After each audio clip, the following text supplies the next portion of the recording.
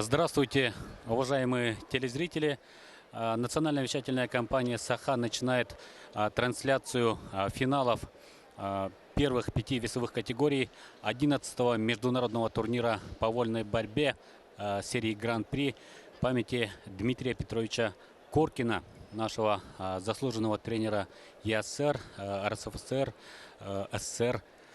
И сейчас церемония открытия состоится. Здесь мы увидим красочную церемонию, и пройдет она в течение часа. И в 19:00 ровно спортсменов позовут к коврам, и мы с вами увидим финалы в 5 весовых категориях. Это весовые категории до 57 килограммов, 65, 74, 86 и 97 килограммов. Давайте ознакомимся, кто же вышел в финал. Очень красочные схватки первого соревновательного дня мы с вами вместе посмотрели. И в весовой категории до 57 килограммов у нас в финал вышли Парвиз Ибрагимов, Азербайджан, и наш Ариан Тютрин, Республика Саха-Якутия. Это будет, конечно, замечательное зрелище. Мы видели, в какой форме Ариан Тютрин подошел к этому турниру. Выиграл чисто в полуфинале у Рикута Арай. Ну, в общем, на одном дыхании провел этот турнир, и мы надеемся, что он принесет нашей команде золотую медаль. Ну и во втором финале тоже наш якутский борец, капитан нашей сборной команды Виктор Рассадин тоже вышел в финал, и будет он бороться с монгольским спортсменом Тумурачир Толга. Это два финала с участием якутских борцов в борьбе за золотую медаль. Ну и в малом финале, тоже в весовой категории до 57 килограммов, мы увидим схватку с участием якутского борца. Это Виталий Эспект и Димчик Ринчинов. Они будут бороться за золотую медаль, за бронзовую медаль наших соревнований. Ну и, как вы видите, сейчас начинается церемония открытия турнира. Собираются почетные гости наших соревнований. И мы с вами увидим красочную церемонию. И, конечно же, исполняющий обязанности главы нашей республики Арсений Сергеевич Николаев тоже подошел на нашу церемонию. Виктор Лебедев, Виктор Николаевич Лебедев, уже двукратный чемпион мира. И приглашенные гости рядом с нашим главой сидит и главный тренер сборной команды России Дзамбалат Ильич Тедеев. В общем, мы ждем зрелища. Ну и со мной рядом именитый тоже спортсмен. В 70-е годы он тоже боролся с нашим Павлом Павловичем Пениговым. Кстати, тоже конкурировал, Александр Иванович Матвеев, чемпион Европы. В общем, человек, который повидал в борьбе все, он и судья международной категории. Александр Иванович, мы вместе с вами смотрели как раз предварительные схватки первого соревновательного дня. Чего вы ждете от сегодняшних финалов? Какие ваши впечатления? Вы знаете, я почему сейчас продолжил, Салтан Сергеевич вел утреннюю часть, а сейчас мне просто приятно продолжить вчерашний день. И я лично болею за Тютрина, вес 57, и за Рассадина, якутских атлетов, которые хорошую борьбу показали. И ждем зрелища, хорошего зрелища. Да, мы давно такого не видели, конечно, да. Очень это, наверное, давно. Да, это, наверное, действительно самый качественный и по составу, и вообще по проведению такой турнир, который посвящен, напомним, 90-летию нашего замечательного тренера, заслуженного тренера СССР Дмитрия Петровича Коркина, который воспитал целую плеяду спортсменов, и это не считая олимпийских чемпионов и призеров, Да, Степан, я полностью согласен. Такого яркого турнира и такого по составу мощного турнира я давно не видел. Даже Гран-при Ивана Сергеевича Ярыгина не собирал такое количество звезд. И сейчас то, что здесь происходит, это просто приятное зрелище для всей страны, для Якутии это большое событие. Да, действительно, мы ждем, конечно же, с нетерпением финалов. Ну и сейчас уже готовится церемония, как мы видим, уже музыканты готовы начать действо, да. Ну, И это, да, это открытие всегда, как бы, это тоже очень впечатляет. Но то, что значит, присутствует руководство Якутии, города, и то, что здесь большое количество болельщиков собралось, это уже говорит о многом. А в Якутии настолько справедливые болельщики, объективные, это тоже очень важно и приятно. Судейский корпус готов. И вот музыканты выходят открывать. да, давайте посмотрим, и мы с вами тоже. Да.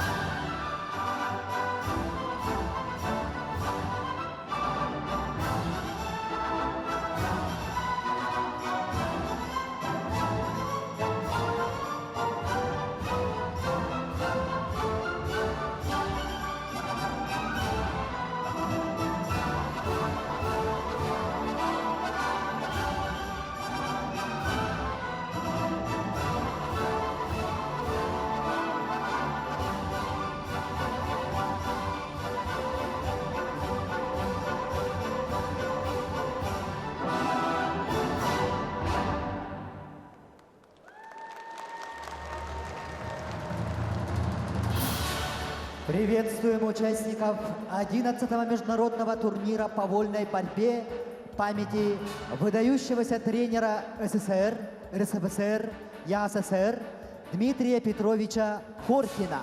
We warmly welcome participants of the 11th International Freestyle Wrestling Grand Prix Tournament in memory of honorary coach of USSR, RSFSR and USSR Dmitry Korkin. Азербайджан, Azerbaijan, Армения, Armenia, Афганистан, Afghanistan, Беларусь, Belarus, Венгрия, Hungary, Германия, Germany, Греция, Greece, Грузия, Georgia, Израиль, Israel, Индия, India, Иран, Iran, Испания, Spain, Италия, Italy, Казахстан, Kazakhstan, Канада, Canada, Китай, China, Колумбия, Colombia, Латвия, Latvia, Литва, Lithuania, Македония, Macedonia, Молдова, Moldova, Монголия, Mongolia, Румыния, Romania,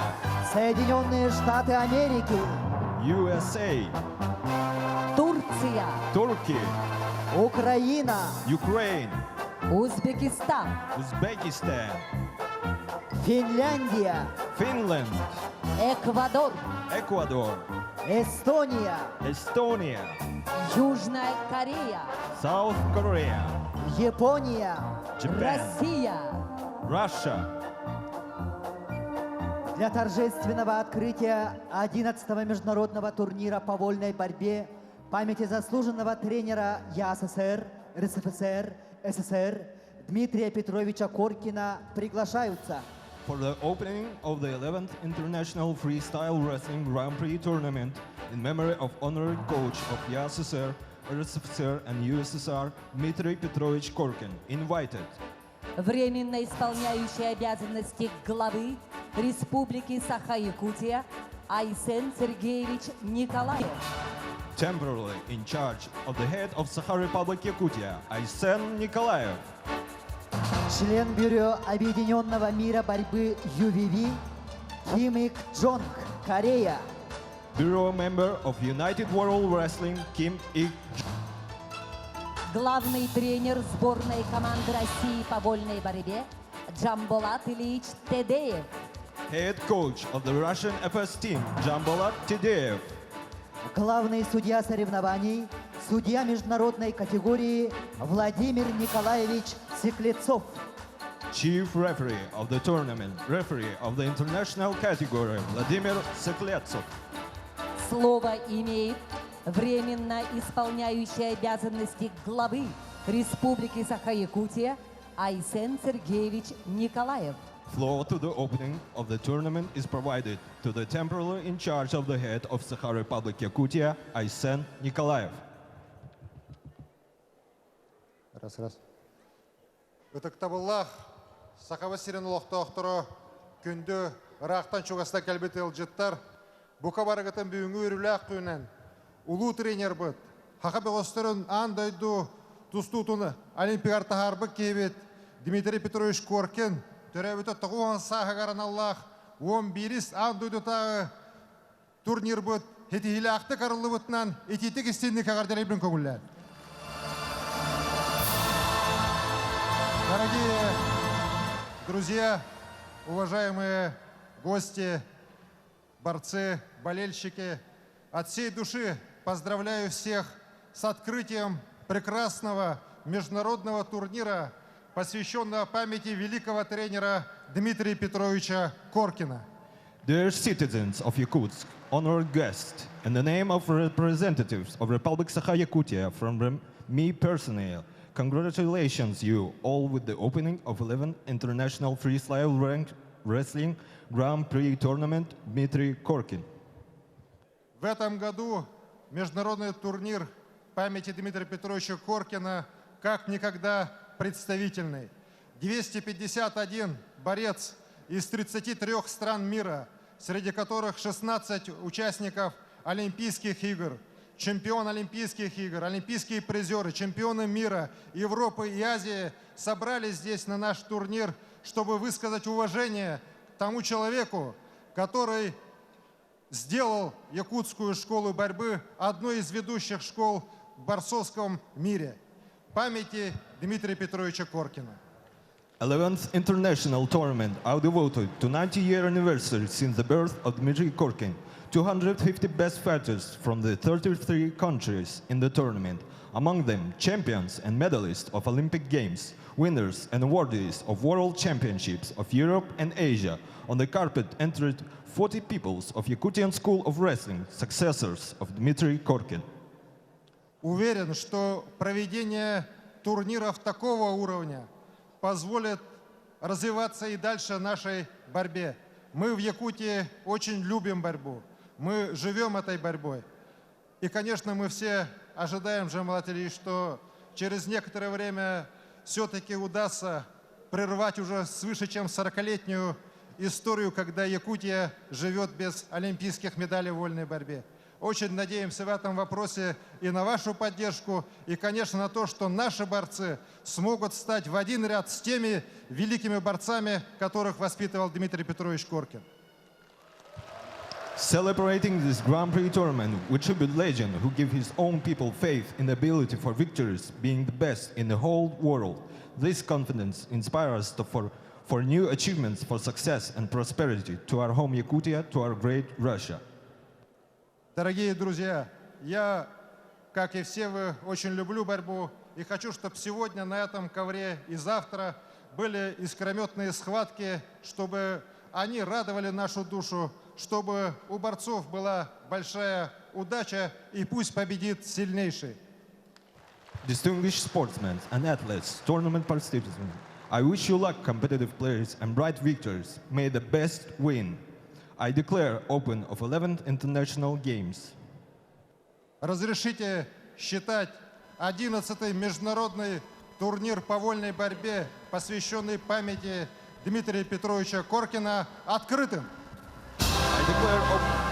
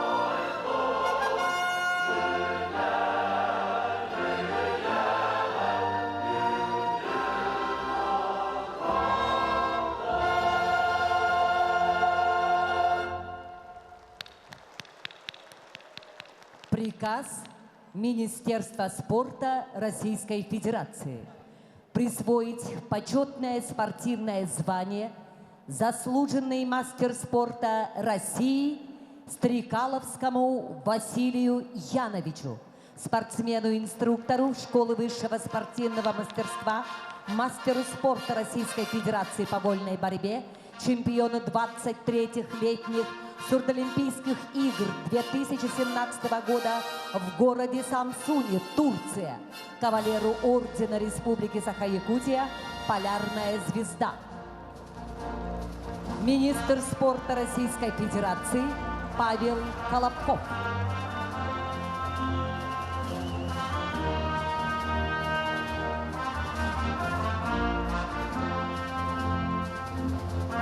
Указ главы Республики Саха-Якутия за заслуги в развитии физической культуры и спорта, многолетний добросовестный труд наградить знаком отличия «Гражданская доблесть» Яковлева Гавриила Михайловича, учителя Чурапчинской республиканской спортивной школы-интерната Олимпийского резерва имени Дмитрия Петровича Коркина.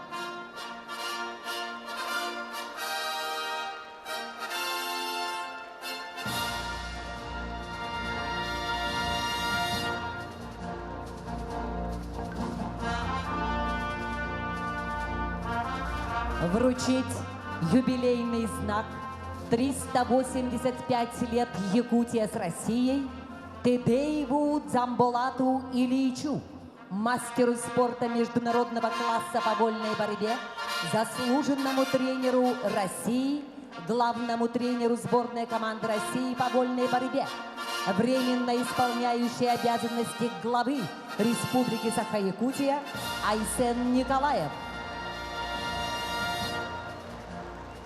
Слово предоставляется члену Бюро Объединенного мира борьбы ЮВВ господину Ким Ик Джонг. Floor to welcome is provided to Bureau member of United World Wrestling Kim Ik-jong.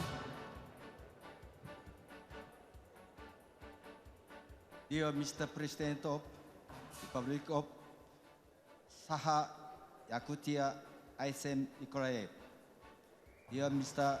Victoria Eberev, head coach of the organizing committee of the tournament's two-time world champion. All delegates, officials, wrestlers, and ladies and gentlemen. Уважаемый господин исполняющий обязанности главы Республики Саха-Якутия Айсен Николаев, уважаемый господин Семен Березин, президент Федерации спортивной борьбы Республики Саха-Якутия, уважаемый заместитель председателя Организационного комитета по подготовке и проведению 11-го международного турнира Дмитрия Петровича Коркина Виктор Лебедев, дамы и господа, уважаемые представители команд, уважаемые борцы. It is great praise to deliver my greeting message on a section of 2018-11's Memorial Colin Freestyle Wrestling Grand Prix International Tournament. От имени членов Бюро Объединенного мира борьбы я хочу поприветствовать всех участников 11-го международного турнира серии Гран-при, посвященного памяти великого тренера Дмитрия Коркина. On behalf of the Bureau member of United World Wrestling, it is my sense wish that all wrestlers should make the best effort on competition with your spirit sportsmanship and may you succeed. Я хочу пожелать всем борцам, участникам турнира честной борьбы и истинного спортивного духа. I would like to express my appreciation to public of Yakutia Wrestling Federation, of the member of the organizing committee, and the people of the Saha-Yakutia city for your effort and contribution to the 11th Memorial Colin Freestyle Wrestling Grand Prix International Tournament. Также я хочу поблагодарить народ Саха, членов организационного комитета этого турнира, а также Федерацию вольной борьбы Республики Якутия за теплый прием, а также посильный вклад в развитие вольной борьбы. Yakutia Uri, Айхал. Thank you very much. Народу Саха, Уруяйхал, спасибо большое. За вклад в развитие вольной борьбы и активную помощь в организации и проведении 11-го международного турнира серии Гран-при по вольной борьбе памяти заслуженного тренера ЯССР, РСФСР, СССР Дмитрия Петровича Коркина в знак уважения и признательности памятным сувениром Объединенного мира борьбы ЮВВ награждается Коркина Александра Семеновна, супруга Дмитрия Петровича Коркина. Memorable gift. United World Wrestling is awarded Mrs. Korkina Alexandra Semyonova, wife of Dmitry Petrovich Korkin.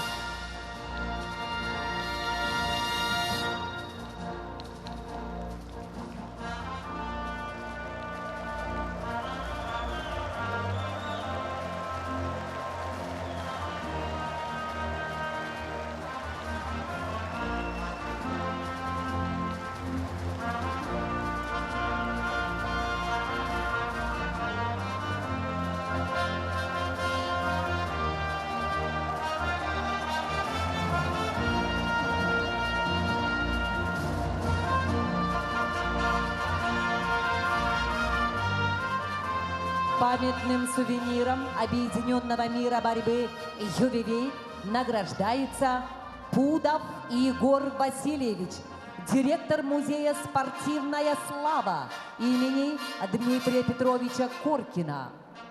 Memorable gift of United World Wrestling is awarded Mr. Pudov Yegor Vasilievich, Director of Museum Sport Glory, in behalf by Dmitry Petrovich Korkin.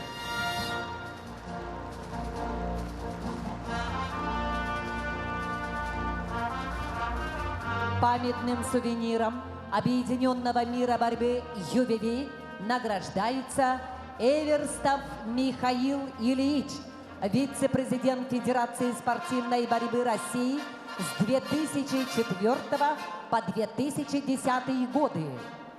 Memorable gift of United World Wrestling is awarded Mr. Everstov Mikhail Ilyich, ex-vice president of Sports Federation of Wrestling in Russia.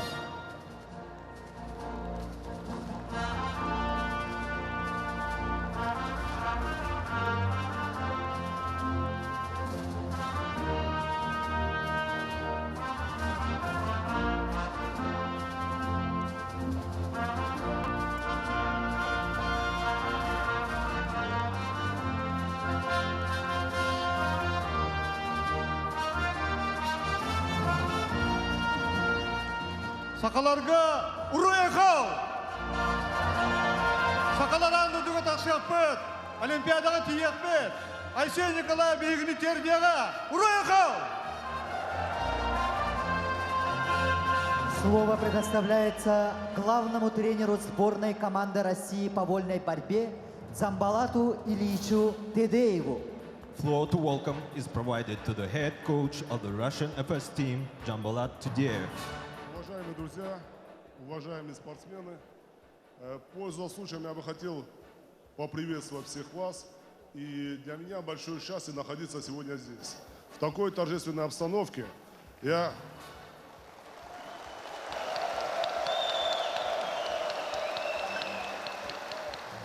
сегодня, пользуясь случаем, хотел бы поприветствовать Арсена Семеновича и поддержать его 9 числа. Мы все борцы рядом с ним. Спасибо вам большое, что вы пришли сегодня на этот праздник. И спасибо вам большое, что вы болеете за наш вид спорта. И дай Бог вам здоровья. Спасибо большое. Слово предоставляется главному судье соревнований, судье международной категории Владимиру Николаевичу Светлецову. Извините, Арсений Семенович. Сергеевич, спасибо большое. Floor to welcome is provided to Chief Referee of the tournament Vladimir Sikletsov. Сегодня в вечерней части будет разыгран первый комплект медалей, половины в тех весовых категориях, которые начинали бороться вчера. Поздравляем весь народ Саха с этим замечательным праздником. И пусть победит сильнейший. Дмитрий Петрович Коркин внес неоценимый вклад в развитие вольной борьбы в Якутии. Он, создавший в маленькой якутской деревушке борцовскую кузницу, из которой вышли 4 заслуженных мастера спорта, 13 мастеров спорта международного класса и свыше 175 мастеров спорта Советского Союза. Еще при жизни он стал легендой. Эта тропа пролегла к самым большим городам мира. Тропа, которая имеет начало, но не имеет конца. По этой спортивной борцовской дороге еще не раз пройдут много талантливых якутских ботеров, даря радость победы народу Саха. Сегодня в зале присутствует супруга Дмитрия Петровича Александра Семеновна. В знак признательности примите эти цветы.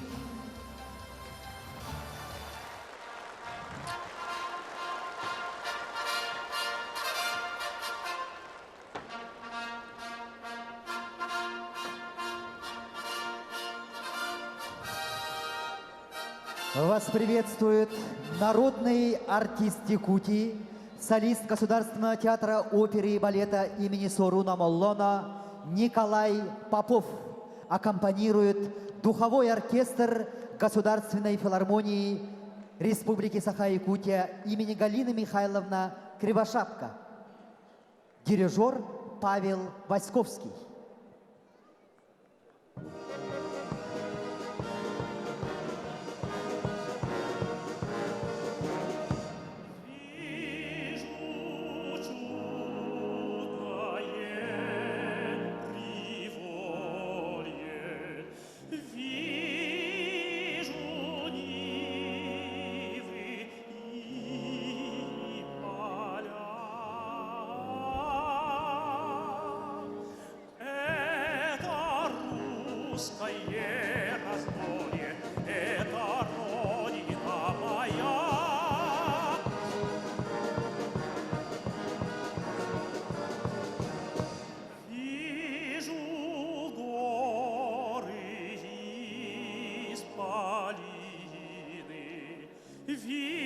Вижу реки и моря.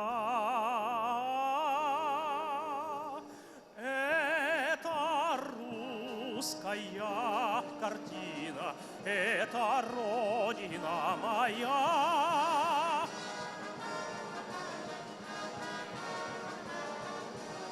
Слышу пение жаворонка, слышу трели соловья.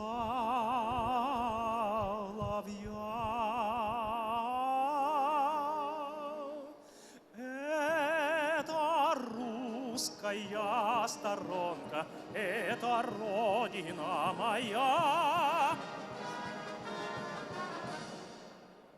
Это родина моя.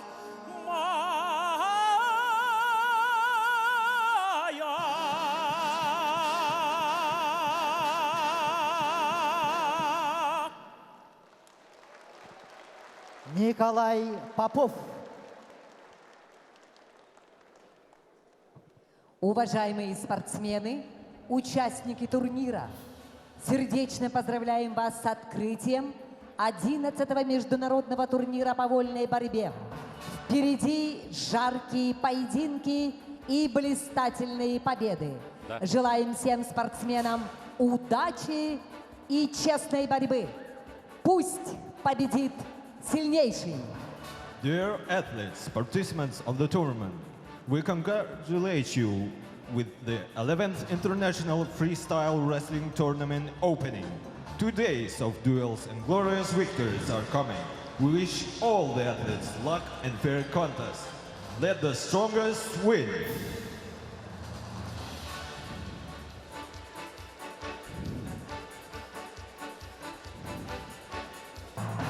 Итак, действительно, нас ждут жаркие схватки, как сказали, да, сейчас.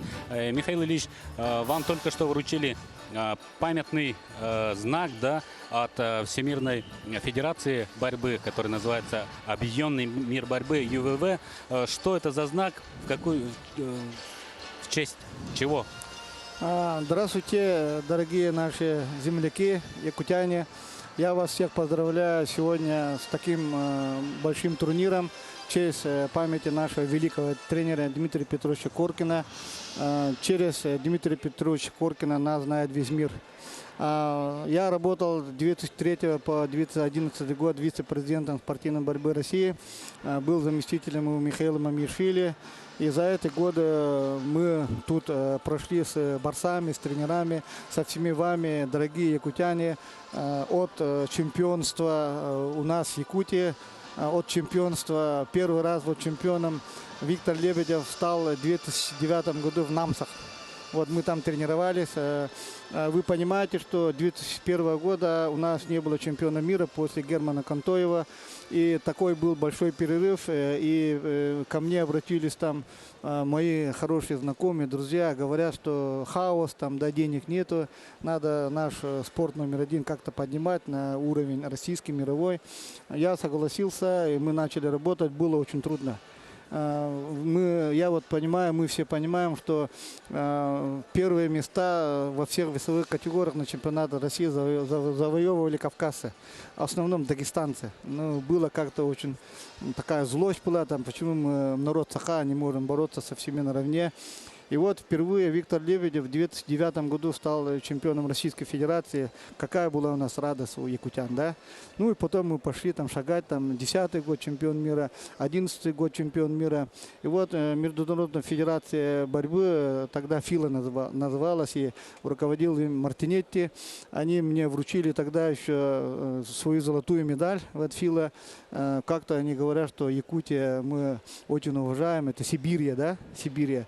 Вот, например, вот приехал вот Фила, раньше Фила, вот Йонг, он меня хорошо знает, кореец, потому что был момент, что на Ярыгне в 2010 году Виктор Лебедев проиграл корейцу, чемпиону мира.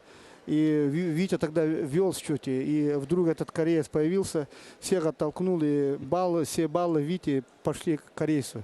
Я к ним подошел, говорю, что это такое, мы там чуть не подрались там, да. Мы потом как-то познакомились, там Виктор стал чемпионом мира. Но я очень рад, что такая серьезная организация, да, мировой борьбы, там меня таким знаком наградили. Я сам удивился, потому что я лично не знал. Когда объявили, я удивился. Вот Миша Лебедев как раз рядом со мной был, мы с ним побежали, там получили, поздравили весь народ Саха. Я очень надеюсь, что молодой человек Айсен Николаев, вот, который вот сидит рядом с Виктором Лебедевым, возьмется за борьбу. Я буду просить, чтобы он возглавил Федерацию борьбы, Айсен Николаев. В свое время я просил Штурова, президента, потом Егора Борисова. Сейчас буду просить, чтобы Айсен Николаев возглавил, потому что финансовая составляющая очень много значит для нас, для якутян. Мы очень далеко находимся от центра борьбы. Вот. Так я вот очень хочу, чтобы мы наконец-то вышли опять на какую-то прямую. Я вот вчера и сегодня наблюдал за борьбой, и я очень рад, что есть ребята молодые, да, которые могут дать бой. Мы же все наблюдали, там, как тут мировые звезды падали. Падали здесь, да? Да, сегодня очень много фаворитов потерпели.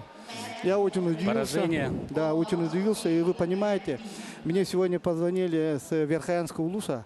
Один аксакал такой, да, он раньше боролся, ему 81 год. Он говорит, там, Михаил, вы знаете, там от нас борются два Копыловых, которые здесь побеждали вот, мировых звезд. Вот улус-то дальний, северный. И если мы им будем помогать, там, и если мы их будем поддерживать, они скоро станут чемпионами мира, чемпионами Олимпийских игр. Ну, недалеком будем будущем. Да, ну, будем надеяться, да. Михаил Ильич, спасибо за включение в наш репортаж. Пожелаем вам и в дальнейшем работать во благо развития федерации, развития вольной борьбы, да, у нас в республике, ну и, конечно же, развития нашей Якутии. Да, Спасибо. все, будем работать, заниматься. Финальные поединки начнут спортсмены весовой категории до 57 килограммов. Далее до 65, 74, 86 и 97 килограммов. Все финальные поединки пройдут на ковре «Б».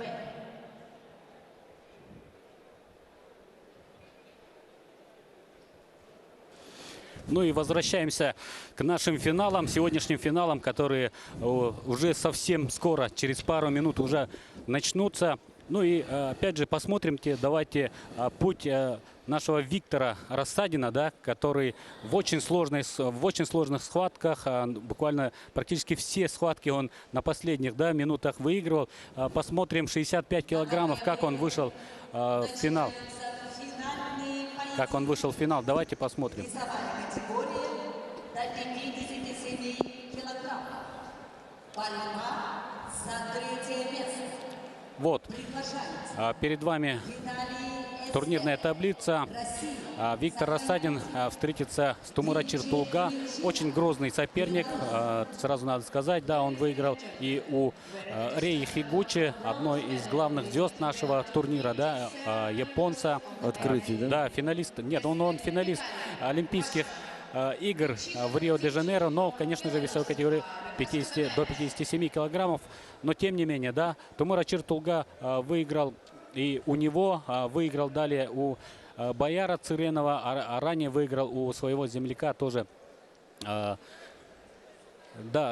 выиграл и у Даулета Неизбекова, да, многократного чемпиона Азии, да, призера Азии из Казахстана. Ну и с Виктором Рассадиным он тоже встречался.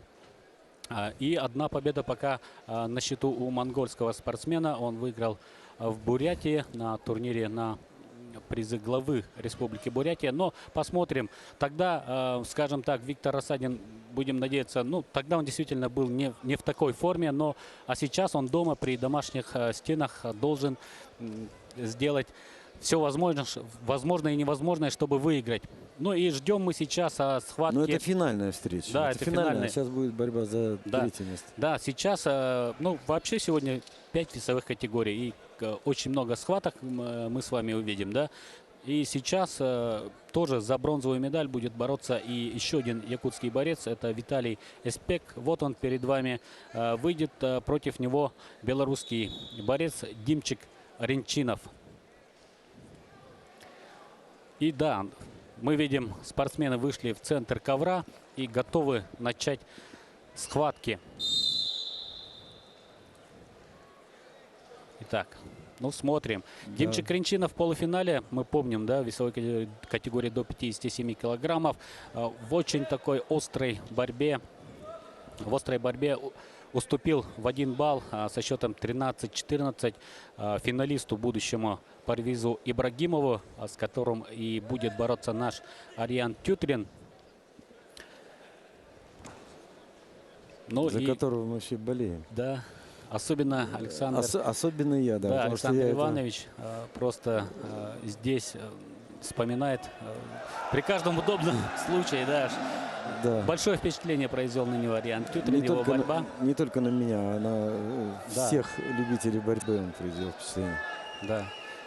Салтан Сергеевич Засеев, с которым мы утреннюю часть наших сегодняшних соревнований тоже вели, он тоже, конечно же, указал, что действительно Ариан Тютрин был накануне одним из лучших борцов нашего турнира. Дело в том, что этот парень просто прогрессирует на глазах. И я лично, вот опять же, хочу заключить пари там со всеми, что он в финале должен проявить себя с лучшей стороны и победить. Надо вспомнить здесь и тренера, да, личного тренера его Ивана Ивановича Дмитриева, который является тренером и Виктора Рассадина, двух наших сегодняшних финалистов. Да, 2-0 сейчас ведет Димчик Ренчинов. мог сейчас, пытался сейчас провести атаку и Эспек. Ну, кстати, Наш. Испек, он тоже очень волевой парень. Мне что нравится, что якутские борцы стали брать пример с Павла Павловича Пенигина, с Романа Михайловича Дмитриева и с Александром Николаевичем Ивановым. Они очень волевые, они сражаются до последней секунды. Вот это давно этого не было, а сейчас это как бы наблюдается. Мы все как бы специалисты, судьи, мы судьи должны быть беспристрастными. А эти ребята сражаются до последней секунды, и от них все время нужно ждать каких-то хороших неожиданностей. Вот сейчас он 2-0 как бы проигрывает Испек, но здесь борьбы много, мне так кажется, еще. Да, конечно, еще целый период впереди, да, и первый период еще полминуты бороться. Все возможно. Захват такой очень выгодный для якутского спортсмена. Ну да, довольно бросковый парень. Да. Эспек может и удивить. Можно ждать в любой момент какого-то Да. действия. Ну, наверное, Димчик Кринчинов какие-то уроки извлек из поражения в полуфинале, да. Мы видели на последних секундах, буквально там действительно Да, оставалось вырвал, пару секунд, вырвал, и на 4 балла был бросок. А выигрывал-то в 3 балла Димчик Кринчинов. Отдал бы хотя бы 2, да, но улетел на 4. И в итоге поражение. В итоге, да. В итоге он борется только за 3-е место. Но это тоже большой путь. Да, конечно, 57 килограммов здесь. Разыгрывается бронзовая медаль такого престижного турнира. Самый сильный турнир, я уже говорил, вчера еще говорил, что это сейчас это самый сильный турнир. На удивление, это как бы удалось руководству Саха-Якутии вот это сделать, ввести его в программу нашего объединенного мира борьбы. И сюда приезжают с удовольствием все, много стран со всего мира. Бросок в ноги от Виталия Эспек, Вот, и встает вот, он. пожалуйста. Пожалуйста. Но пока еще балл-то не заработан. Еще ничего нет, но очень опасное положение. Но 2 балла. Хотя бы 2 надо. 2 балла надо брать. Вот Да, они 2 уже. балла есть. 2-2. Да, и теперь преимущество за Эспеком. Заполнены трибуны, да. Опять у нас. О том, что мы уже говорили вчера, что вот, значит, в этом дворце спорта в Якутии, там где бы ни было, в любом городе Якутии, бороться просто приятно, потому что вы все болельщики, понимающие и объективно. Самое главное, все отмечают, все специалисты. И бросок какой сейчас Ой-ой-ой-ой-ой-ой. Димчик Кринчинов провел. 4 балла. Это что-то расслабился Эспек. И Димчик Ну, подвел хорошо, да, воспользовался, Димчик. подвернул. И с очень низкого положения, как бы бросок скручивания, бедро, такое полубедро, полускручивание. И заработал трудовые 4 балла. Но злой вышел, да, Димчик. Видно, Да. что Чувствуется, хотел что он в финале, конечно, оказаться. белорусский парень из Бурятии Да. настроился. Он в этом году брал и медаль на Гран-при в Турции. Вот, отлично. И Эспек Отличное красиво действие. сейчас, да. Красивейшего поймал на движение соперника и очень красиво взял 2 балла. Вот из этого заключается борьба. Красота. Минута неожиданность. 20. А вчера мы в полуфиналах хоккея, да, схватки наблюдали. Да. Искрометные, действительно. Но я с нетерпением жду финальной встречи.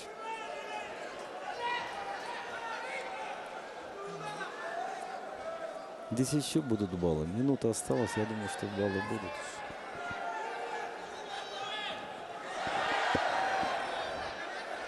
Поактивнее надо, уже осталось меньше минуты.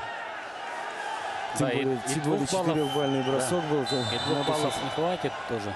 Да, 2 баллов не хватит, 6-6 не устраивает якутского борца.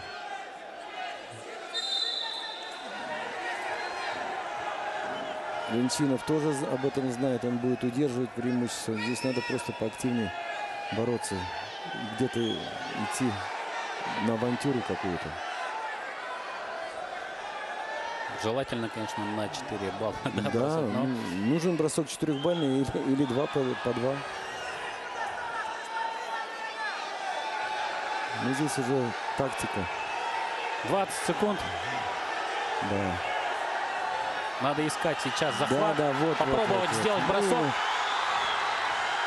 Это пассивность вообще-то. Арбитр почему-то... Это пассивный захват. И вот здесь надо 9 секунд, надо рисковать, конечно. Опа! Ну, сорвался, да. Ну, оправданный риск. Что делать? Парень боролся и пытался вырвать победу. 2 балла еще зарабатывает Димчик Ренчинов и выигрывает эту схватку со счетом 8-4. Белорусский борец выигрывает первую медаль нашего гран-при, нашего турнира. Бронзовая медаль в весовой категории до 57 килограммов уезжает в Белоруссию. Да, вот к чему приводит одна ошибка. Единственная ошибка была во встрече. Да, вот сейчас показываю. Борьба за третье место в весовой категории. Вот. Это начало. Да, это балл, который взял Это начало. Виталий Истек. Кармаев, Россия, Рекута, Здесь 2 балла. Здесь сравнял, конечно, да, 2-2. И уже он был в выигрышной позиции. И здесь вот 4 балла отдал. Вот это вот просто еще он повел здесь. А, это первый, да? Показываю. Повтор. Очень неожиданно он, конечно, упал на 4 балла. И вот последние секунды. И здесь уже он... Это был оправданный такой риск. Он рисковал, все правильно делал. Да, второй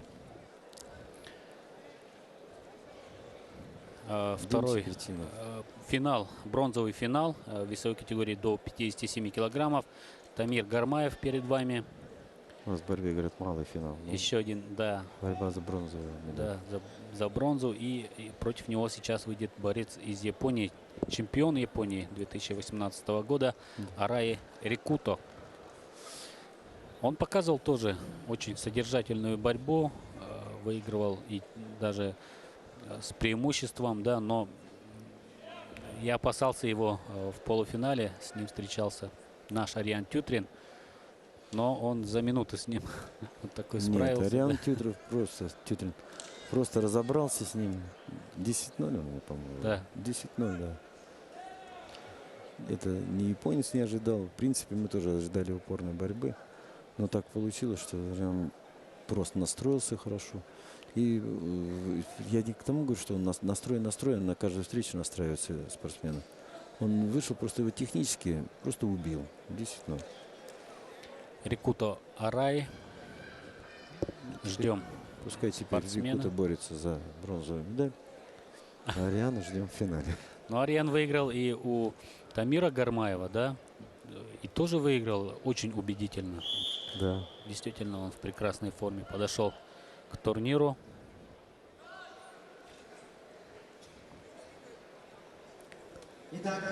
Давайте посмотрим, да, Тамир Гармаев и Рикуто Арай. Проходит Японская многие. борьба сейчас она на подъеме вообще-то. Вот появляются вот эти ребята. Одно время у них была очень сильно развита борьба. Потом был какой-то спад. Кстати, вот, к сожалению, Саша Иванов, мой друг, он проиграл. Он проиграл японцу в 1976 году. Но это нисколько не умаляет его достоинства. Я не знаю, как там получилось. То, что этот наш советский технарь. Кстати, он сейчас баллотируется, по-моему, в депутаты в городе Мирном, или не знаю. Ну, я слышал просто вот такие люди, когда идут во власть, это очень хорошо. 2-0 ведет сейчас Тамир Гармаев. Но Рикута сейчас был близок к тому, чтобы взять балл, да? Похоже, что Гармаев немножко физически покрепче так. Да. Но вот, пожалуйста. Посадил сейчас. 2 балла за спину перешел и 4-0 ведет уже. Ну, достаточно Да, уверенно он проводит схватку. Хорошее преимущество.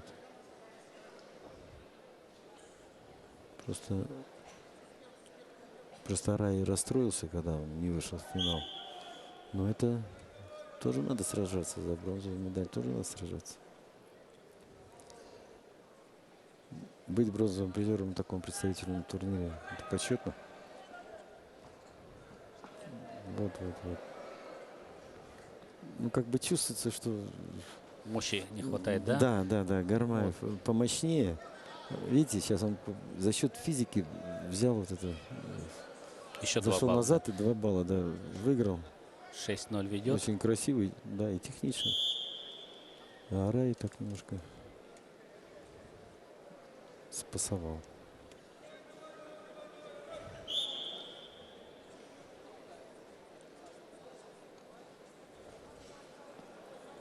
Гармаев помощнее и 6-0 ведет. Это хорошее преимущество. И видите, когда они борются в центре, там обоюдный захват, публика спокойно болельщик. А вот сейчас начинается вот, раз, со стойки. Арбитр показывает 4 балла. Там сразу кидают японцы. Протест кидают. Да, Шиничи Юимото. Счет 6-0 показал арбитр, 4 балла. Японцы выкинули челлендж. Олимпийский призер Пекина. Сейчас тренер. Будут рассматривать. Да, рассматривают. 4 балла, может быть, там многовато было. 2 балла точно было. Вот.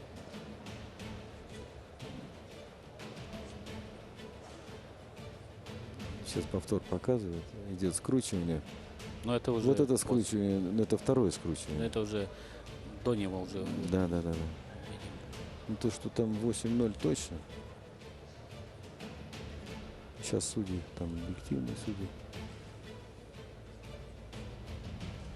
Они рассмотрят. 8-0 точно будет, а может быть и 10-0. Да, пока на табло 6-0. Арай расстроен. Ну, Якутия — это не Япония. Здесь бороться намного сложнее и интереснее. Вот смотрим еще раз повтор. Вот раз. Нет, ну здесь 2 балла, конечно. Не 4, конечно, да, не 4. Ну, я говорю как судья, не знаю, что там решат. Ну, 8-0 тогда. Ну, тогда 8-0 будет счет, а не 10-0.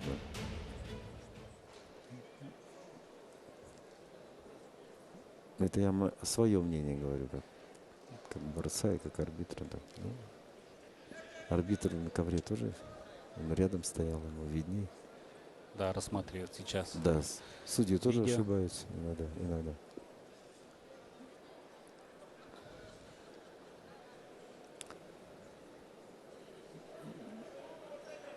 Я думаю, что Гармаев, даже если 8-0 будет, он уже не упустит это преимущество.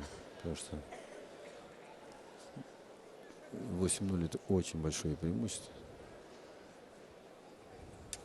Что там покажет? Затянули что-то.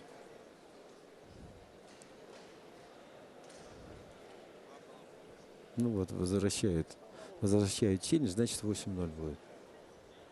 Да, 2 балла. А, кстати, 4 балла дали Тамиру Гармаеву и 2 балла Арай. Итого 10-2 будет. За что 2 балла Арая? Там не было. Там 2,2 надо было дать. Ну, посмотрим, добавить надо 2 балла. 4, вот сейчас правильно. И 2. 8-2. За что там дали, я не помню. Ну ладно, 8-2. Тоже большое преимущество. Да. Вот. Рикута проходит в ноги. Да. Хорошая позиция Арай для атаки. Да. воодушевился. Еще 2 балла 8-4. взял, да. Ну вот, 8-4. сейчас посмотрим на самурайский характер, как он себя проявит. Да. 8-4 это не 8-0 и не 8-2. Рей Хигучи тоже подошел, секундирует. Да. Он боролся 57 килограммов. Да, неплохо боролся. 8-4 есть шанс, появился шанс. Все могло закончиться и здесь, да, в принципе. Могло намного Сейчас. спокойнее закончиться. Да, Но в сейчас первом будет периоде. интрига для болельщиков. Это хорошее зрелище.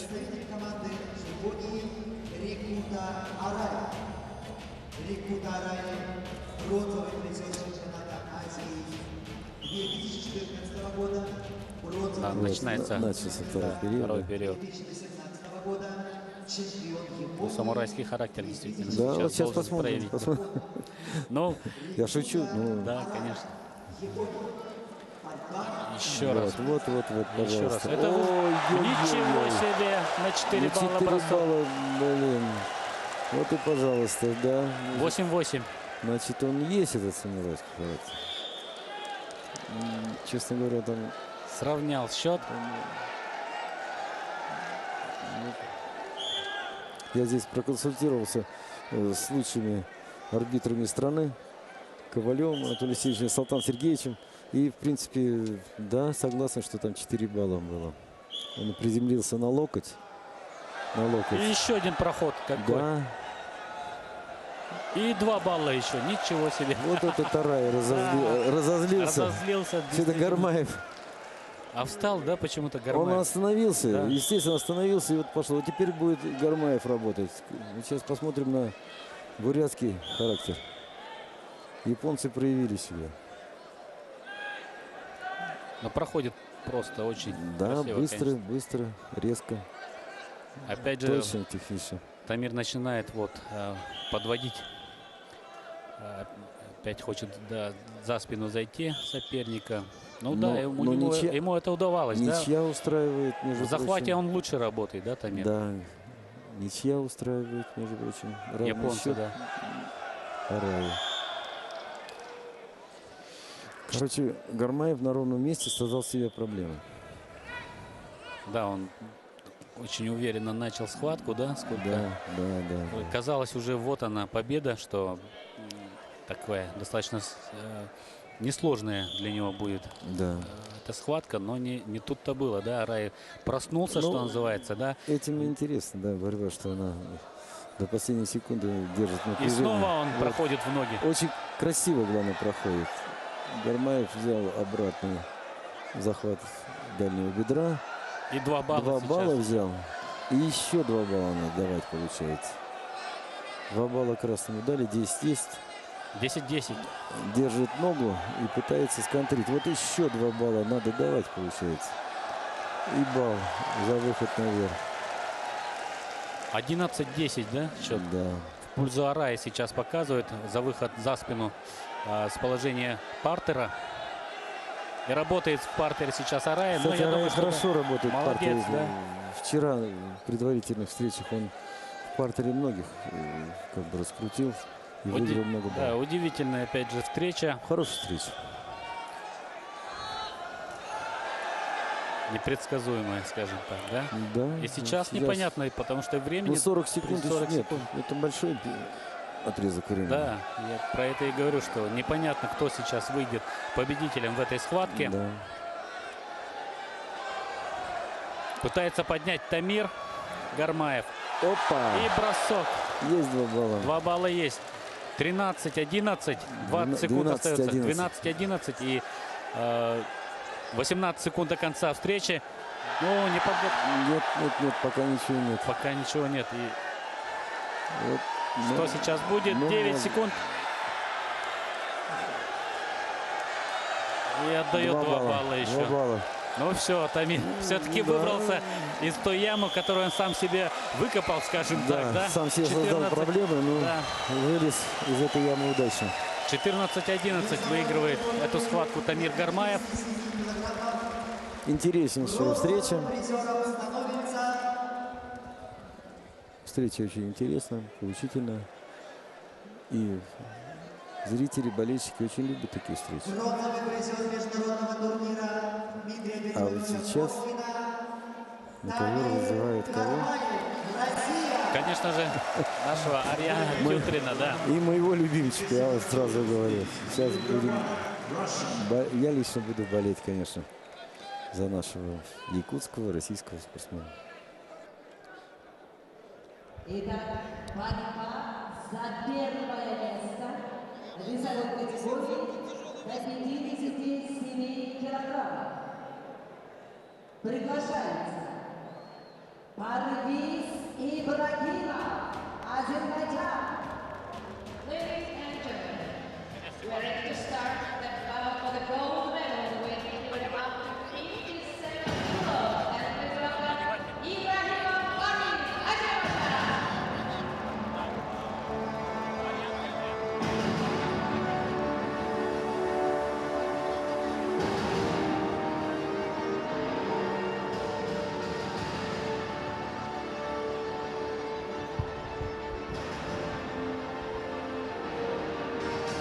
Итак, финал весовой категории до 57 килограммов.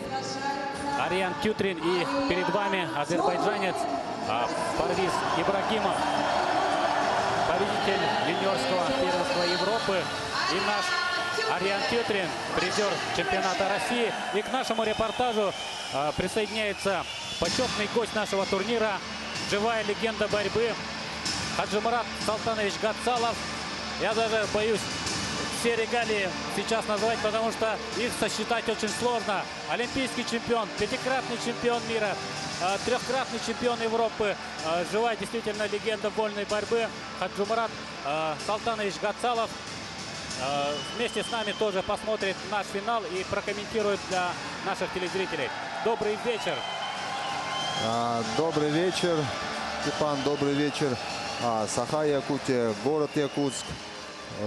Всех приветствую. Рад, что присутствую на таком чемпионате, на юбилейном чемпионате. Очень хороший турнир. Много хороших спортсменов приехало, именитых, и показывают очень красивую, яркую борьбу.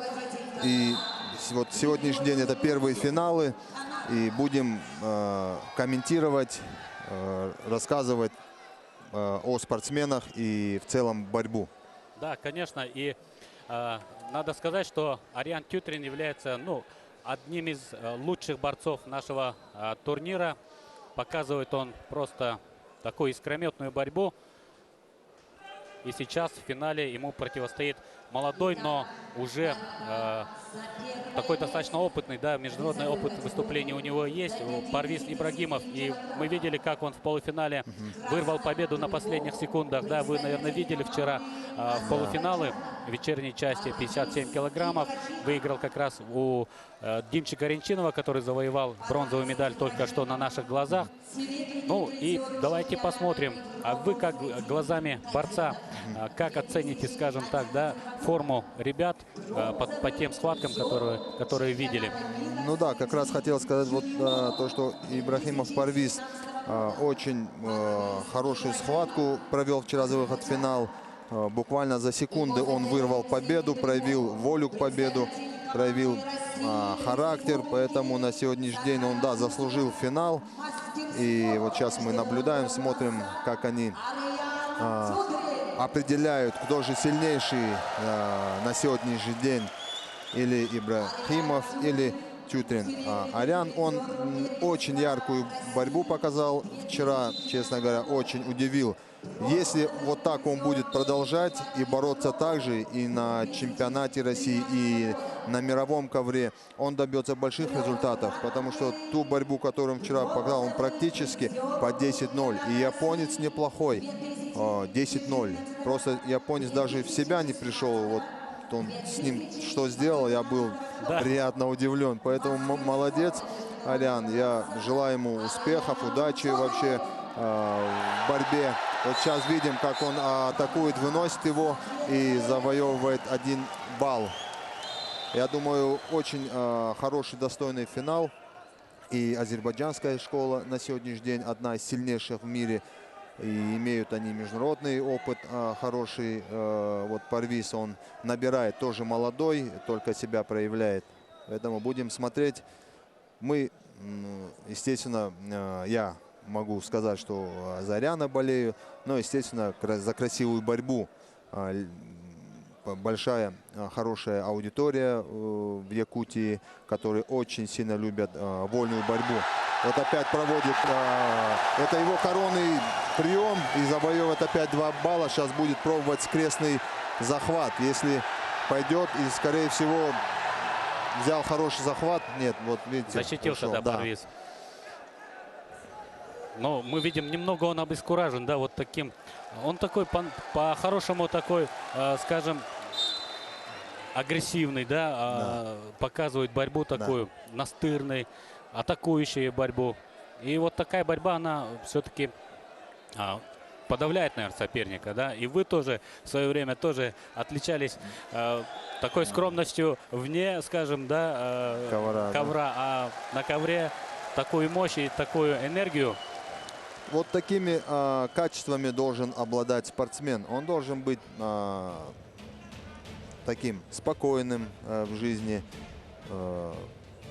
можно сказать, где-то благородным, потому что это одна из составляющих качеств борца, чемпиона, я бы сказал. Сильного человека, да? Только сильный человек может быть и спокойным, и может проявить какое-то терпение.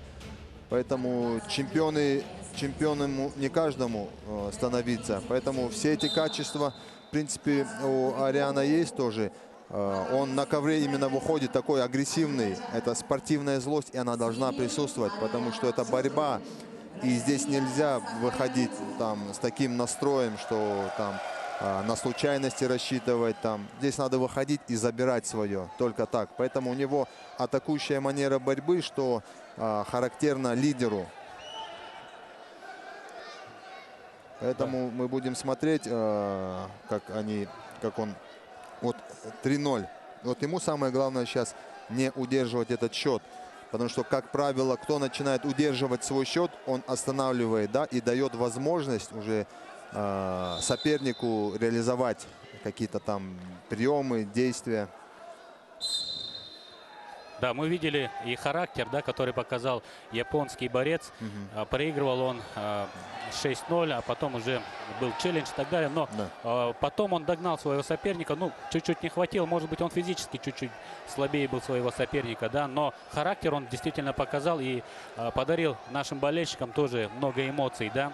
И финал бронзовый с Арай Рикуто и Тамира Гармаева тоже получился на заглядение. А здесь сейчас мы видим, проснулся уже и Ибрагимов, и атакует. Ну, потому там, что да, чуть-чуть сбавил. Ариан чуть-чуть сбавил. Видимо, он где-то уже хочет завязать соперника, удержать счет. Но посмотрим, если ему это удастся. Главное, не дать возможность, не пропустить. Потому что сейчас азербайджанский спортсмен Парвиз, он будет делать все возможное и будет где-то рисковать, потому что у него уже положение такое. Либо он будет рисковать и обострит борьбу, либо вот так он проиграет. Да, он тоже, вот, кстати, на последних секундах, да, вырвал победу. На 4 балла сделал бросок за несколько секунд до окончания встречи. Хотя проигрывал в 3 балла своему сопернику Демчику Ренчинову в полуфинале. Ну, а здесь он проигрывает в 4 балла. Но даже если он сейчас тоже сделает бросок на 4 балла, уже он будет в выигрышной позиции. Так что пока еще ничего не решено. Да. Ну, во-первых, по последнему действию 4 балла и качество. Потому что даже если 4 последние баллы взял другой спортсмен, у кого качество 4 балла, он и ведет. Да, Хаджимурат, вы сейчас и в качестве тренера себя тоже пробуете, да, и сейчас тренируете сборную команду Казахстана. Как сейчас вам в новой ипостаси, скажем так? Ну, давайте досмотрим, а потом уже чуть-чуть поговорим, да. Потому что остается совсем немного. 20 секунд остается, уже обостряет азербайджанский спортсмен. Но видно, Ариан он так контролирует. И главное, чтобы не совершил ошибку. Низкая стойка, держит руки, сбивает его атаки. Сейчас ему надо лучше развернуться, чтобы не проиграть балл. Вот развернулся. И Всё, выиграл, да. всё, и поздравляю, поздравляю. Первая золотая медаль у Якутии. Поэтому поздравляю вас с победой. Да, действительно первая золотая медаль нашего турнира. И очень рады мы, что и горды, что именно воспитанник нашей школы вольной борьбы, якутской школы вольной борьбы Ариан Тютрин в такой красивой манере выиграл это золото.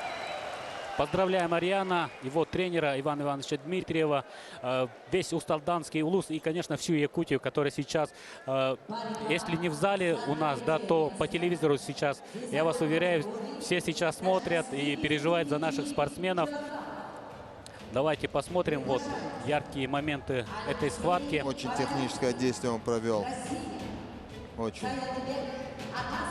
Якутская школа борьбы, она всегда отличалась от других регионов, потому что очень техничные здесь спортсмены. Потому что большие долголетние традиции в Якутии, в школе борьбы, так как есть на кого равняться, да, там и сам Дмитрий Коркин, и Павел Пенигин, да, олимпийцы все, и очень такой яркий след за собой оставили. Поэтому ребятам есть, они знают, если есть чемпионы, да, и легче всегда и равняться на кого. Поэтому, идти за кем-то, да, идти за кем. Ну и в последние годы тоже Виктор Лебедев тоже был капитаном нашей команды и указывал, скажем так, да, вел вперед нашу команду, был чемпионом мира. Вы с ним в одной команде тоже были, да, в сборной России?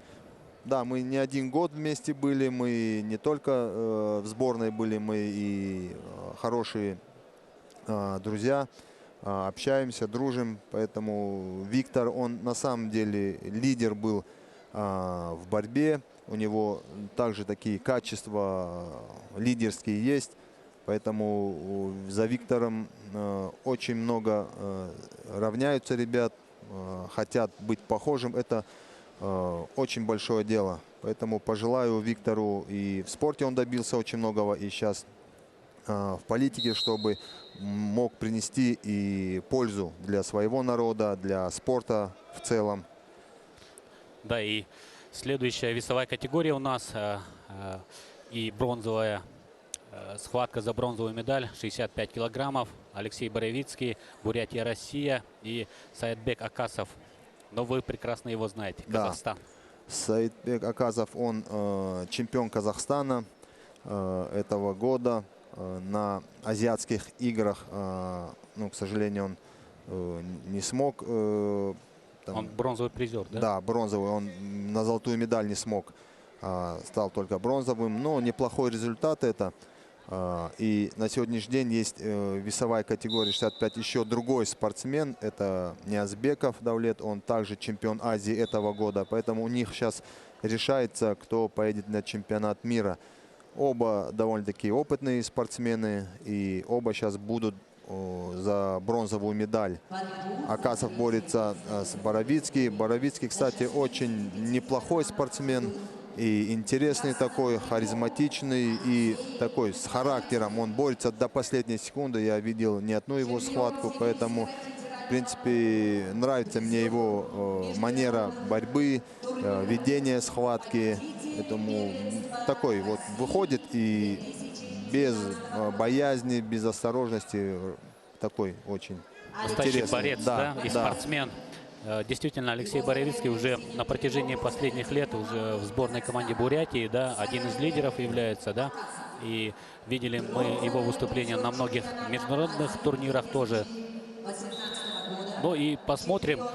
Оба эти борца, кстати, встречались с нашим Виктором Рассадиным, и в непростой борьбе досталась нашему лидеру победа.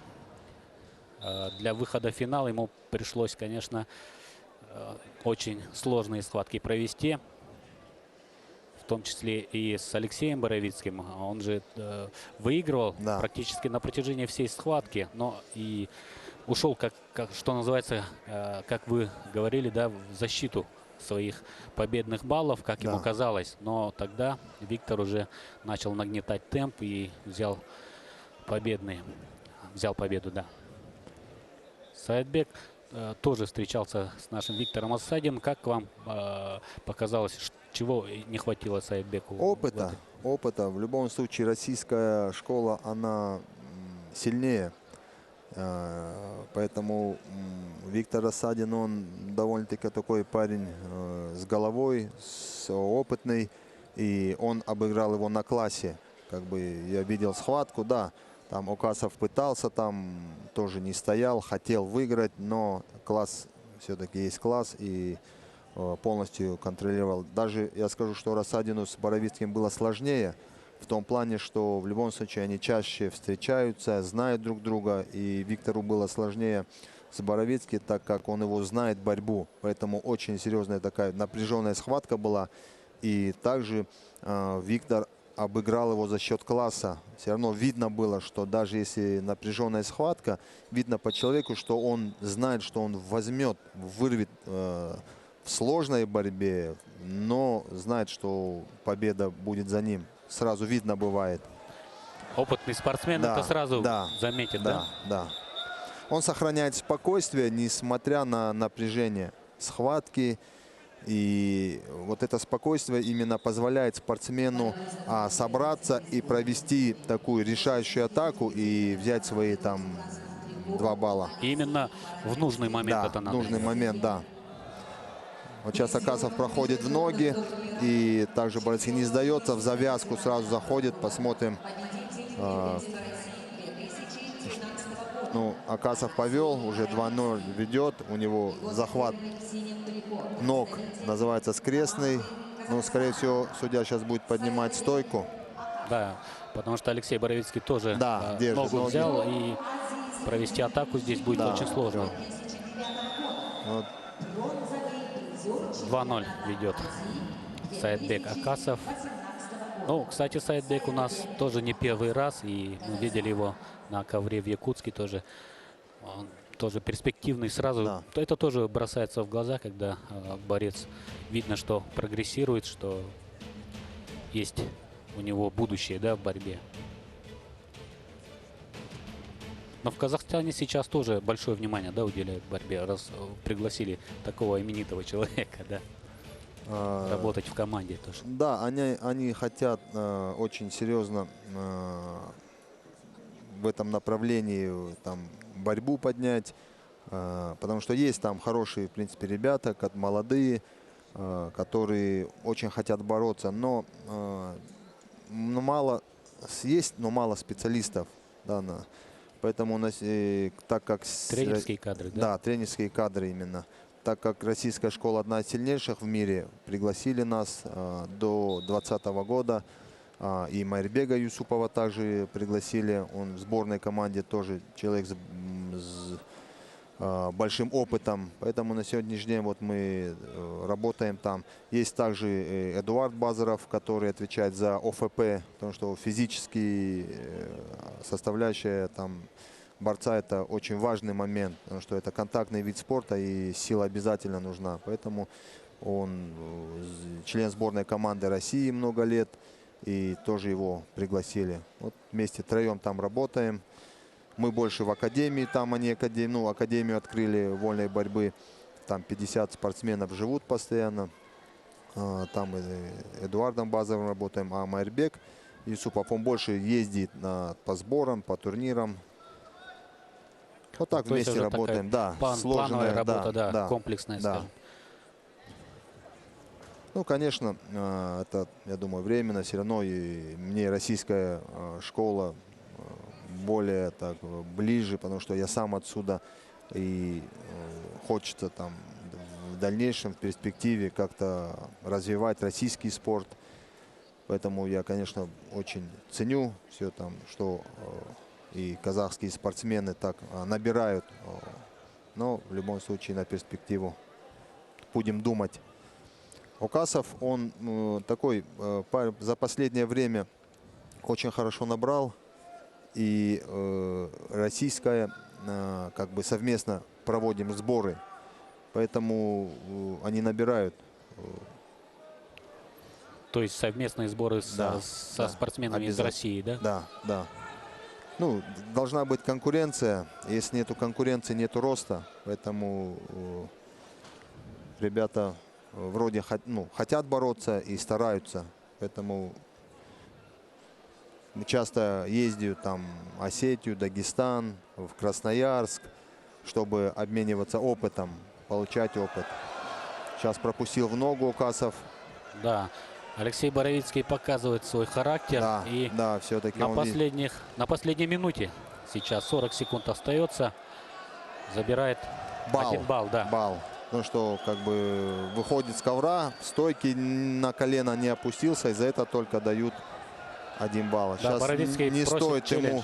не стоит бросать, потому что могут еще балл дать, и тогда Уже 3-1 будет, да, уже тяжелее будет ему отыгрываться. Балл всегда легче отыграть, чем 2 балла. Но он показывает, он уверен в своей правоте, видимо, да, потому что секундант тоже вроде не хотел его поддерживать, решение спортсмена челленджа, да, и он очень долго его просил. Да, да. Вот Был посмотрим, уверен в том, что были 2 балла. Сейчас посмотрим, вот повтор как раз. Да, у нас есть возможность.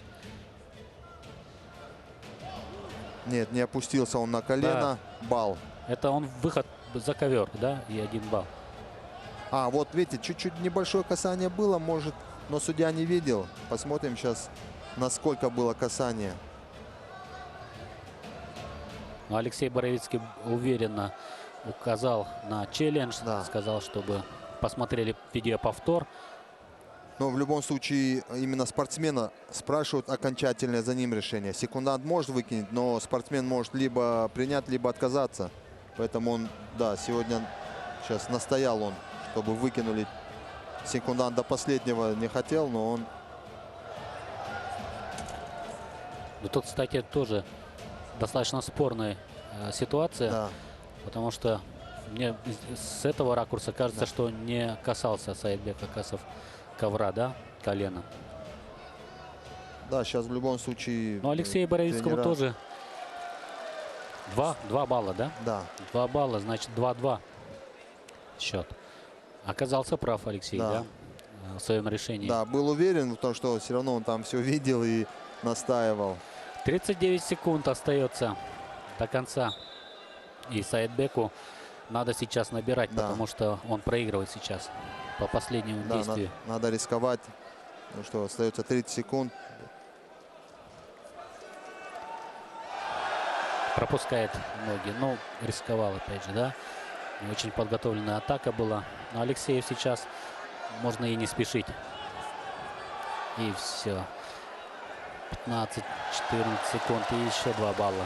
4-2 Алексей Боровицкий. Да, все уже, мне кажется, уже 7 секунд осталось. И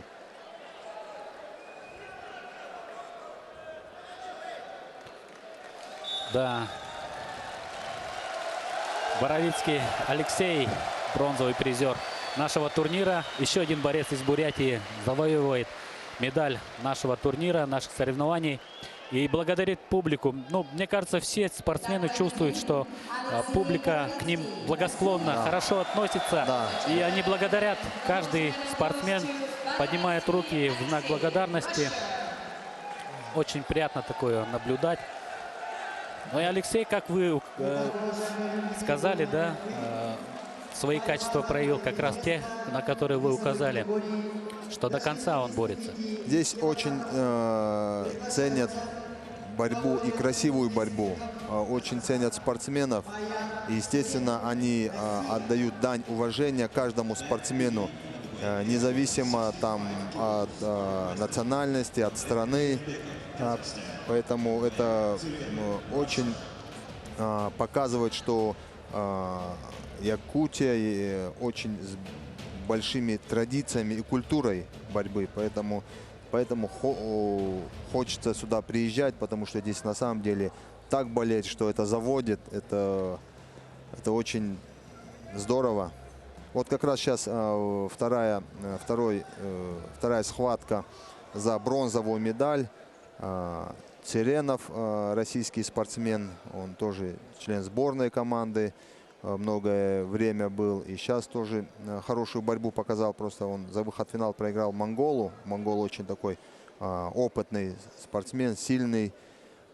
И Ниязбеков, также казахский спортсмен, который стал в этом году чемпионом Азии. Да, оба спортсмена проиграли Тумарачир Тулга, который, ну, потрясающий прогресс показывает в последнее время. И здесь, на нашем турнире, тоже был просто очень хорош. Действительно. Мы его увидим в схватке за золотую медаль через несколько минут, скажем так, с Виктором Рассадиным. Так, в предвкушении мы финала этого. Очень интересный финал будет. И Виктор Рассадин у себя дома, конечно, должен показать все, что он умеет, на все, что способен, свою лучшую борьбу. И, конечно, против монгола ему будет нелегко, но это борьба. Поэтому здесь, как говорится, легких путей не ищут. Да, их и не бывает, наверное, в борьбе. И в борьбе их точно нету. Даулет Ниязбеков и Бояр Цыренов. Чемпион Азии и призер чемпионата России. Призер Кубка мира. Он в составе сборной России участвовал в соревнованиях международных Соединенных Штатов. Да? Вы, кстати, тоже много раз там выигрывали, да? И золотые медали. Кубок. Кубок мира там проходил неоднократно. И мы там становились чемпионами. Российская команда. Поэтому это очень хорошая школа.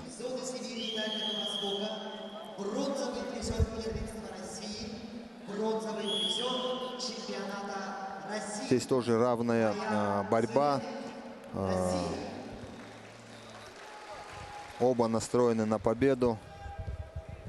Поэтому чуть-чуть Ниязбек такой, он идет вперед, давление оказывает. Вот сейчас прошел в ногу. Сейчас спокойно высокий партер переводит, но еще здесь надо посадить. Все, посадил, 2 балла. Очень опытный тоже спортсмен, да, Ниязбеков. Да, Даулет Ниязбеков, он у нас в академии как раз тренируемся в одном зале. Поэтому очень ответственный, режимный. Поэтому видно, что последнее время он именно набрал. Нацелен, да, на результат? Да, очень нацелен на результат, на чемпионат мира. Поэтому сейчас будут, наверное, решать. Будем вместе решать. Вот провел очень техническое действие на 4 балла. Да, 4 балла дали. 6-0 уже выигрывает. Хорошую борьбу показывает Даулет Ниязбеков. Еще 2 балла, 8-0. Ну, у него 8 баллов очень тяжело отыграть. Потому что физически и функционально он готов. И настрой какой мы видим, да? Настрой просто на победу. хочет порвать просто соперника, но он видел, да, что Саидбек Акасов проиграл сейчас, как раз перед ним. И, опа, а сейчас Смотри, он как попадается, да? Опасное положение. Бояр Цыренов. Но опыт все равно есть. И характер, конечно, у Бояра Цыренова. Он еще в 2009 году был призером чемпионата России, да? Отдает все силы, мы видим. Оба борца. Да. Просто потрясающая схватка. Очень интересная схватка. Вот это да. Бояр. Ну что вы делаете, да? Это потрясающе. Время 8-8. закончилось. Это первый период только. 10-8 выигрывает Бояр Цыренов. Не ожидал Ниязбеков. Конечно, ему не стоило так рисковать, катить. Да, он хотел досрочно закончить, Да, и в итоге получил сам 10 баллов в ответку. Да, Бояр, ну, просто аплодирую, стоя. Молодец. Это тоже... Но у нас просто все финалы, все схватки на заглядение. В таком держат в напряжении, можно сказать, не дают вздохнуть. На одном дыхании все проходит. Смотрите, какое техническое действие он провел. 4 балла, да. И за спину сейчас свои 2 балла тоже возьмет здесь. Ну а здесь уже он рисковал. Вот 8-0 мы видим, да, счет. Да. И вот И здесь здесь накрылся. да. Вот, и уже в опасном он положении был. Мог даже Мог и да, чисто, да, проиграть здесь. да. Очень коварный Но не сдался, не сдался.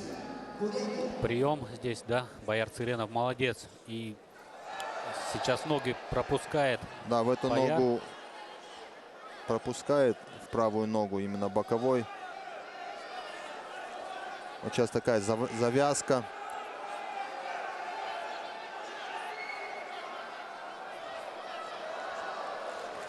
Сравнивают.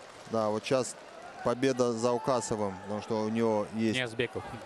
Ой, да, Ниязбеком, извиняюсь. Последние 2 балла взял, плюс еще у него 4-бальное действие. Скрестный захват. Но уже был Да, свисток. Но чуть поспешил, по-моему, да? Арбитр. Да, Но судья чуть поспешил, да, но это все-таки его решение. Как вижу, здесь больше за Ниязбекова болеют трибуны. Не знаю, с чем это связано.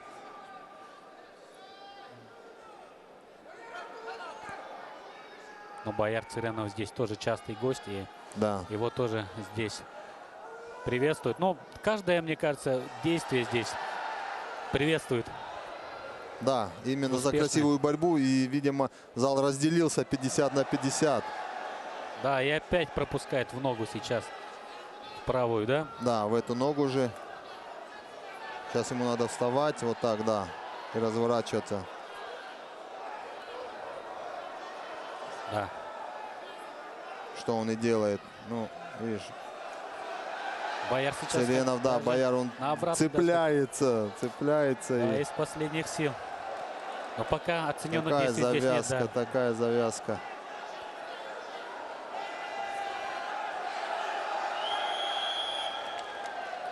Устали оба спортсмена. Да. Видно по взгляду, но никто не сдается. Молодцы. Но Очень. выложились, потому что, Да. да, ну просто все силы отдали. Первый период, напомню, закончился 10-8. И сейчас еще 2 балла отыграл Ниязбеков. И еще минуту 20 бороться. Это же очень Да. много времени, да? Вы знаете, как борец. что Особенно это- последние секунды, там минута, если устал, они просто длятся очень долго, растягивается время. Да, борцы говорят, ты не знаешь, что такое время. Вот когда на последних Да. секундах, это 10-3 даже секунды, они Да. так долго длятся, что... Целая жизнь. Да. Минута сейчас последняя отсчитывается. 49 секунд. Но Ниязбеков сейчас в выигрышной позиции. Он выигрывает. Да, он несмотря на удерживает, равный счет. да, завязывает. Замечание делает ему судья за то, что он вяжет. Да, если еще один раз такое замечание будет, то балл даже Да, соперники могут, да. могут дать. Ну, пальцы. Именно за пальцы было замечание. В борьбе нельзя держать пальцы, это сразу замечание. Бояр хотел сейчас в ноги пройти. 20 секунд остается еще. Время есть, в принципе. Ниязбеков выигрывает. Да, Ниязбеков выигрывает сейчас, удерживает. Остается 7 секунд. Ну все, это уже последняя попытка, наверное, неподготовленная атака. Ну, Да. просто стоя хочу поаплодировать, да, этим ребятам, которые выложились на все 100, даже больше, наверное, на 200%. И показали такую борьбу в борьбе за схватки за бронзу нашего турнира. Даулет Очень. Ниязбеков. Поздравляем вас. Спасибо, Да, спасибо за Хаджимурат. поздравления. И одна медаль в составе сборной Казахстана. Выигрывает ее Даулет Вот, смотри, он Ниязбеков. хоть проиграл, все равно он его поднял, заслуживает уважения.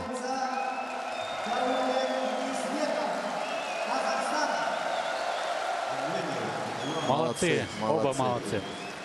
И Бояр Цыренов достойную схватку показал. 8-0 проигрывал. И нет же, не сдался. 10-8, а потом уже 10-9. Ну, уже и сил Вот не это хватило. есть характер, когда ты уже не можешь, когда все уже, ну, нету сил, и ты их находишь. Вот это есть характер. Молодцы. Очень красиво, достойно. Ну и ждем мы, конечно, сейчас золотой финал. Ради этого, Да. в общем-то,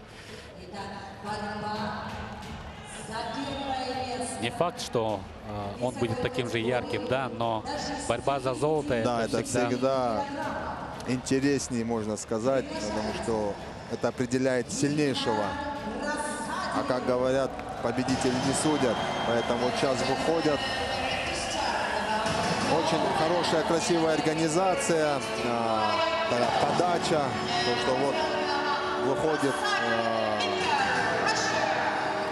финалист под таким, вот, за своим флагом таким.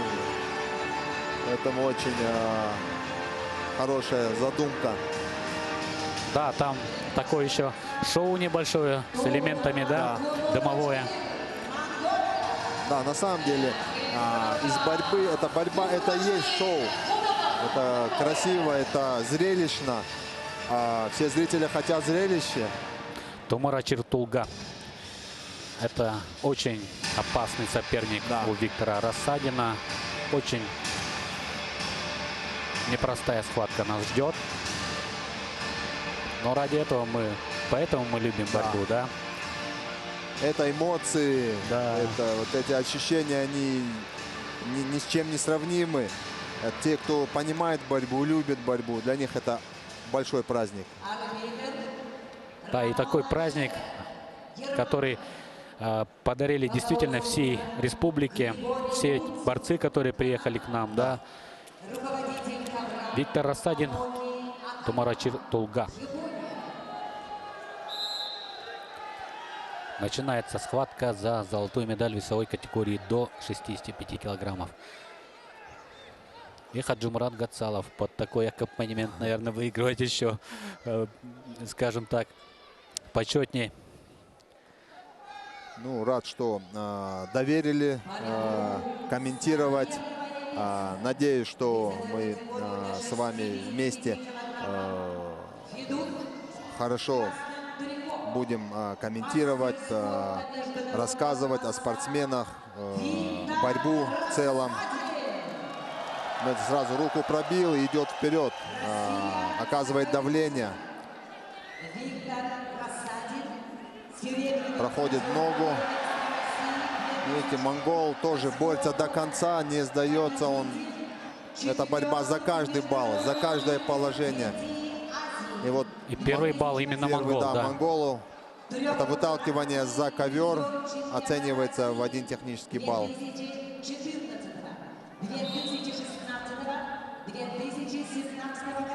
Ну, настрой, конечно, у Виктора был виден, да. И 2 атаки попытался провести, но даже проход в ноги он не смог с этой позиции взять балл. Ждал монгол, потому что... Был готов, да, к этому? Да, ждал монгол этот проход, потому что он знает, они в любом случае изучают друг друга и уже более-менее бывают готовы к этим атакам. 2016 года мастер спорта международного класса Виктор Рассадин.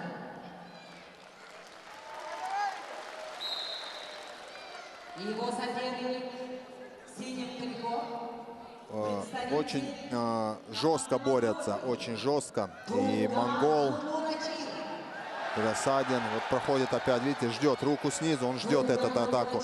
Виктору надо что-то, не знаю, предпринять. Да, удивить соперника. Да, именно такой нежданный прием. Да. Стороны, да? Или обмануть его как-то. Сейчас будут замечания делать. Ну, случайно в глаз, потому что Виктор не имеет такой привычки там в глаза лезть, там пальцем, это случайно. Тренер, старший тренер команды Монголии Батуга. Тумурачи, Монголия. Да, очень жесткая борьба. Да. Именно такие швунги жесткие. Это, ну, это допустимо. Эти замечания опять делать монгольскому, потому что, видимо, очень слишком жестко. Настрой, конечно, у ребят сразу виден.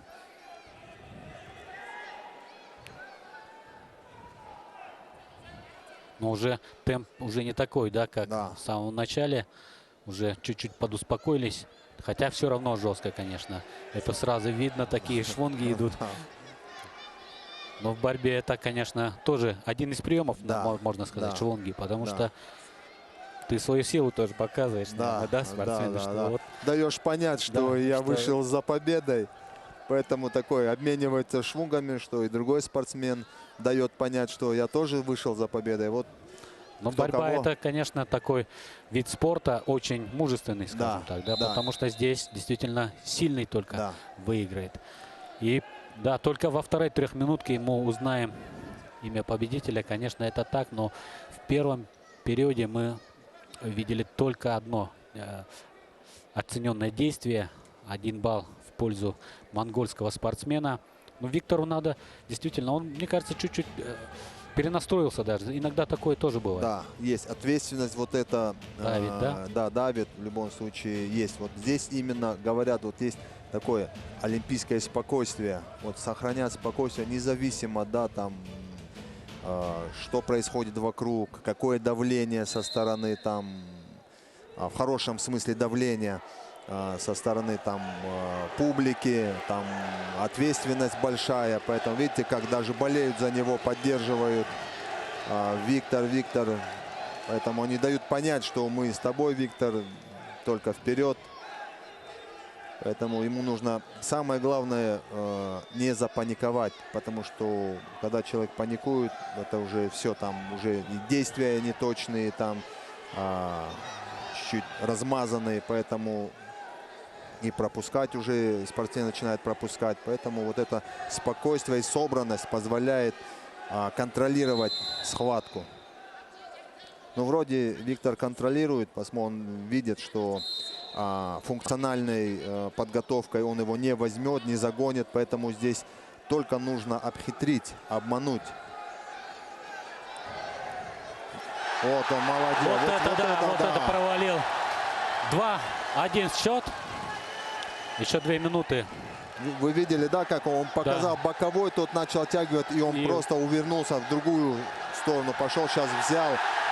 Еще 2 балла. Это ножницы. Вот сейчас он показал, да. 4-1 в пользу Виктора еще Рассадина. Раз будет делать еще 2 балла. 6-1, да? Вообще 2 балла, потому что он вернулся на исходную позицию и снова.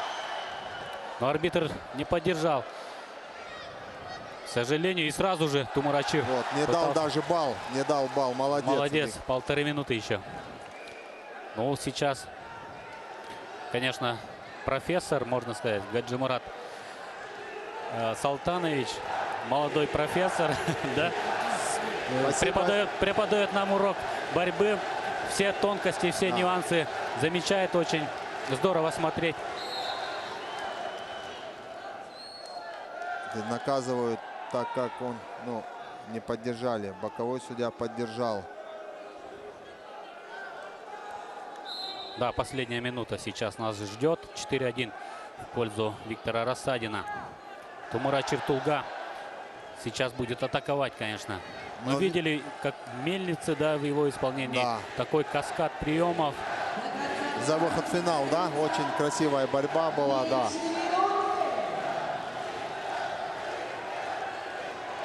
Но Виктор не останавливается, правильно делает. Да. Молодец. А и вот молодец. Ай-яй-яй, ушел монгол. Ушел за ковер. Сейчас, да. Да, и 2-4. Все еще в пользу Виктора. Да. Но была возможность сейчас. У Виктора? Да, у Виктора была возможность сейчас увеличить преимущество, но не получилось, жаль. Но оба настроены просто. Очень серьезный настрой. Летает, на победу, просто, на победу. Да. И никто не хочет уступать. А у меня просто сердце тоже стучит. Волнительно, конечно. Последние секунды. Виктор, надо держаться. Ну и все. Ой, молодец. Молодец. Отстоял. Поздравляю со 2-й медалью. 2-я золотая медаль. Болельщиков в первую очередь поздравляю, которые вот здесь вот на трибунах. сидят и душой болеют, сердцем болеют. Это чувствуется, поэтому поздравляю. Молодцы, молодцы, ребята, оправдали надежды. Поэтому и Виктора, и его тренера поздравляю. Да, Виктор. Не могли они подвести, потому что и глава Айсен Сергеевич здесь, все руководство, главный тренер здесь, сборной команды России. Ну, молодец, потому что эти победы потом дают им возможность участвовать и бороться на чемпионатах мира и Олимпиады, потому что главный тренер смотрит, кто как борется с иностранцами не только внутри страны, а именно зарубежным. И в борьбе с таким мастером, да, классным мастером, как Тумура Чертулга, он действительно был очень хорош на нашем турнире. И мы видели вот в повторе, как Виктор сумел, да, вот эти 2 балла взять, а потом уже здесь. Смотрите, 2 балла. Смотрите, сейчас действие, он его обратно исходное положение. Да, там судья, честно говоря, спрятал эти 2 балла. Не знаю, по каким причинам. Вот он вернулся. И смотрите, еще раз. Вот. Да. 6-1, 6-1, по идее, счет должен был быть. Ну, хорошо, что все закончилось все-таки все так. хорошо. Нашей победой сборной России, сборной Якутии. Поэтому пожелаем этому парню успехов на мировом ковре. Потому что через 2 года Олимпийские игры. Поэтому этот парень, Виктор Рассадин, он один из претендентов в сборную олимпийскую. Поэтому желаем удачи его и его тренеру. Спасибо. Да. Сейчас будет церемония награждения весовой категории до 57 килограммов, где у нас еще одна была золотая медаль. Мы пока прерываемся на небольшую рекламную паузу.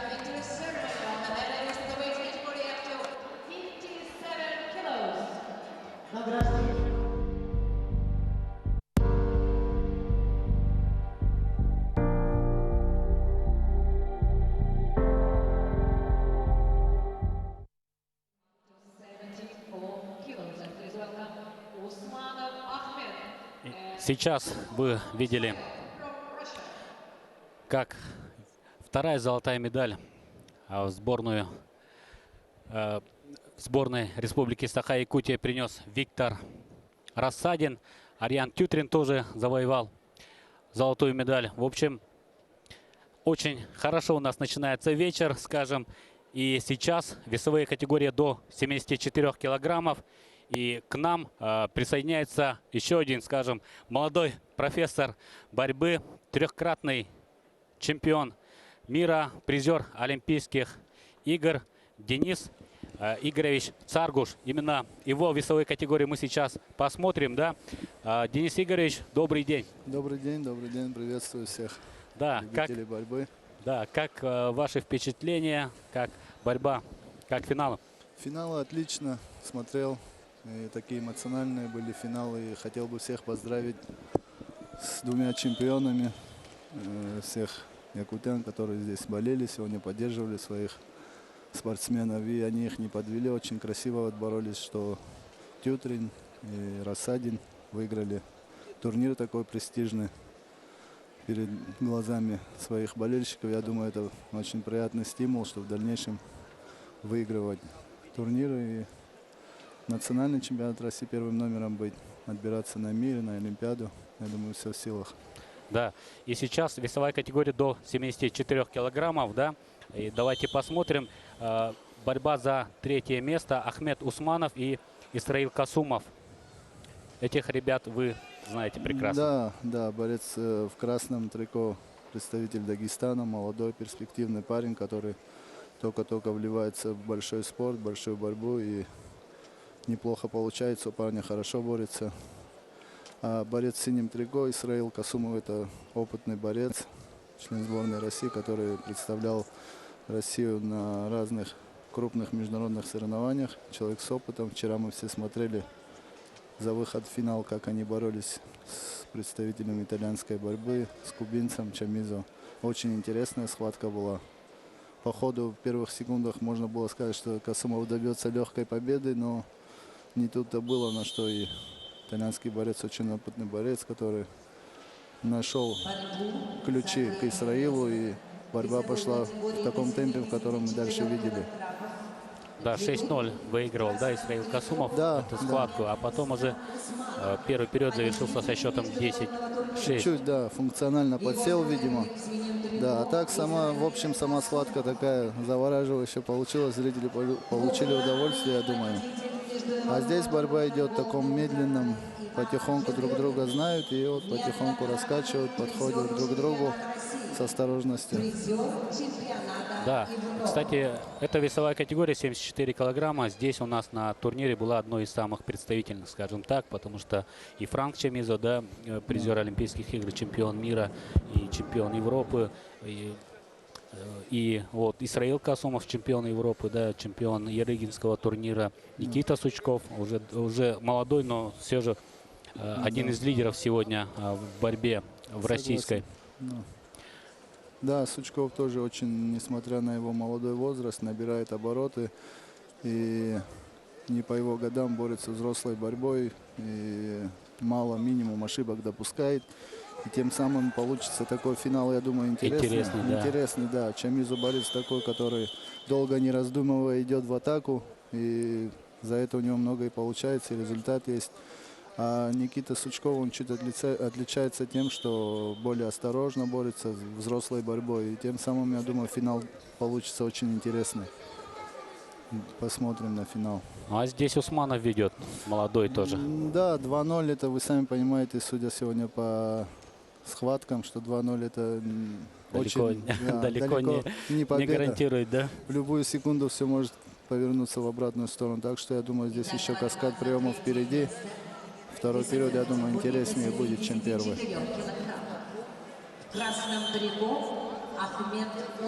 А так очень приятно то, что зрители так понимают борьбу. И в Якутии всегда сам тоже, когда выступал, мне нравилось выступать в той публике, у которой понимают борьбу и болеют.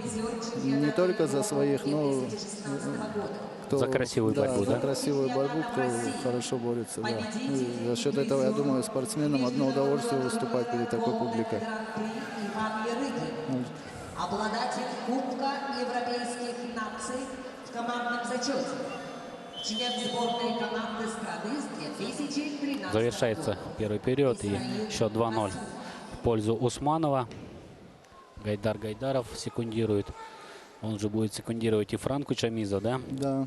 Тренирует итальянца кубинского происхождения, который, концерт вчера устроил. Да, действительно. Да, да. Какая яркая борьба была.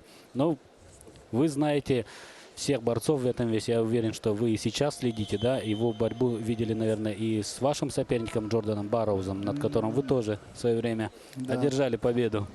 Да, и уступал ему, и на чемпионате мира. Да, так получилось, что я выиграл. Да, интересные у них схватки, но все же они боролись, я думаю, на турнирах и на чемпионате мира. Я думаю, что они подойдут в другой форме, и ставка будет выше намного, и вот там уже будет интересно посмотреть на чемпионате мира. Но и в 74 килограмма у нас внутри в России тоже серьезная конкуренция. Да, борются опытные борцы, как Хетак Цаболов. И сейчас последнюю Россию выиграл Заур Сидаков, на кого мы полагаем большие надежды, что и технически, и физически ничем не уступает. Я думаю, на чемпионате мира он себя покажет. Будем надеяться. И Никита Сучков тоже, он уже второй год в призерах, да, в этом весе? Да, второй год он стал сейчас, если я не ошибаюсь, бронзовым призером. Да, бронзовым. Где 74 конкуренция большая и борется, я думаю, интересный вес. Будет конкуренция, тем самым еще лучше. К Токио, я думаю, подойдут к золотому медалю и будут конкурировать с лучшими борцами мира.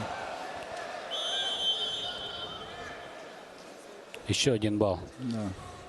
Усманов зарабатывает 4-0, да? 4-0, да. Я думаю, Сложная Исраилу схватка, уже надо будет включаться и бороться. Я думаю, последние минуты нас ждут интересные.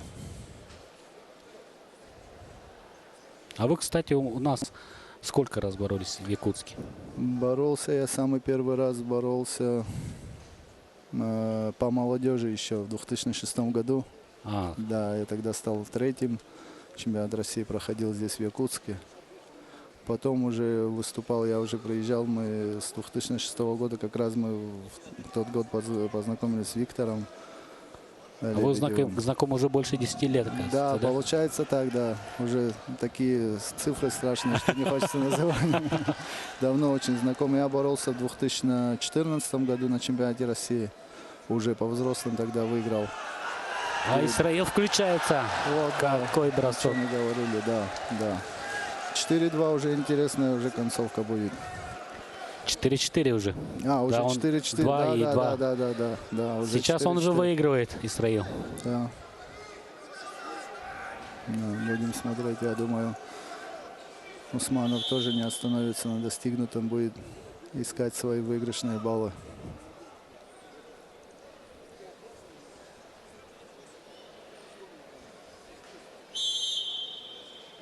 Ну и последняя минута, да, которая все решит. Да. Усманов сейчас будет, конечно, тоже проводить атаки. Ну, очень неплохо он начал, да, схватку. Да, да. Здесь защищается Исраил. А вы, кстати, с ним тоже встречались? Как? С Исраилом Касумовым? Нет, я когда выступал, он боролся в 65 килограмм. 65, да? Он и сейчас тоже выступает то в 70, то в 74. И поэтому я не встречался с ним. Когда я выступал, он более в легком весе выступал. А так интересно, на тренировочных схватках мы возились. Очень интересный такой парень со своей борьбой. Зрелищные броски. Вот. Один из его главных козырей, вот забегать, когда сзади человек, вот с высокого партера его тяжело сбивать Исраила. Он оттуда контратаки чувствует, что сейчас он и демонстрирует. 10 секунд осталось.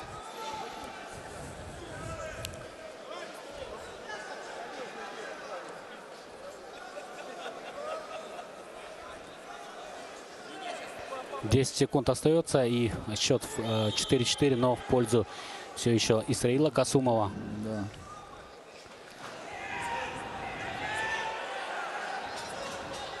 Не ушел он за ковер. Но нет, все, время. Да. Ох ты, все. Какие эмоции, да? Да, да, на последний. Вроде бы 4-0 выигрывал, схватка уже. И Исраил, да, да. Исраил Касумов тоже. Опыт свое дело делает.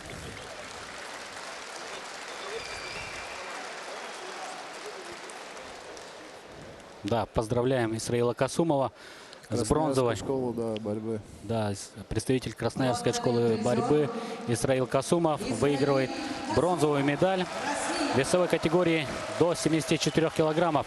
А мне подсказывает, что у нас готово интервью. Давайте послушаем.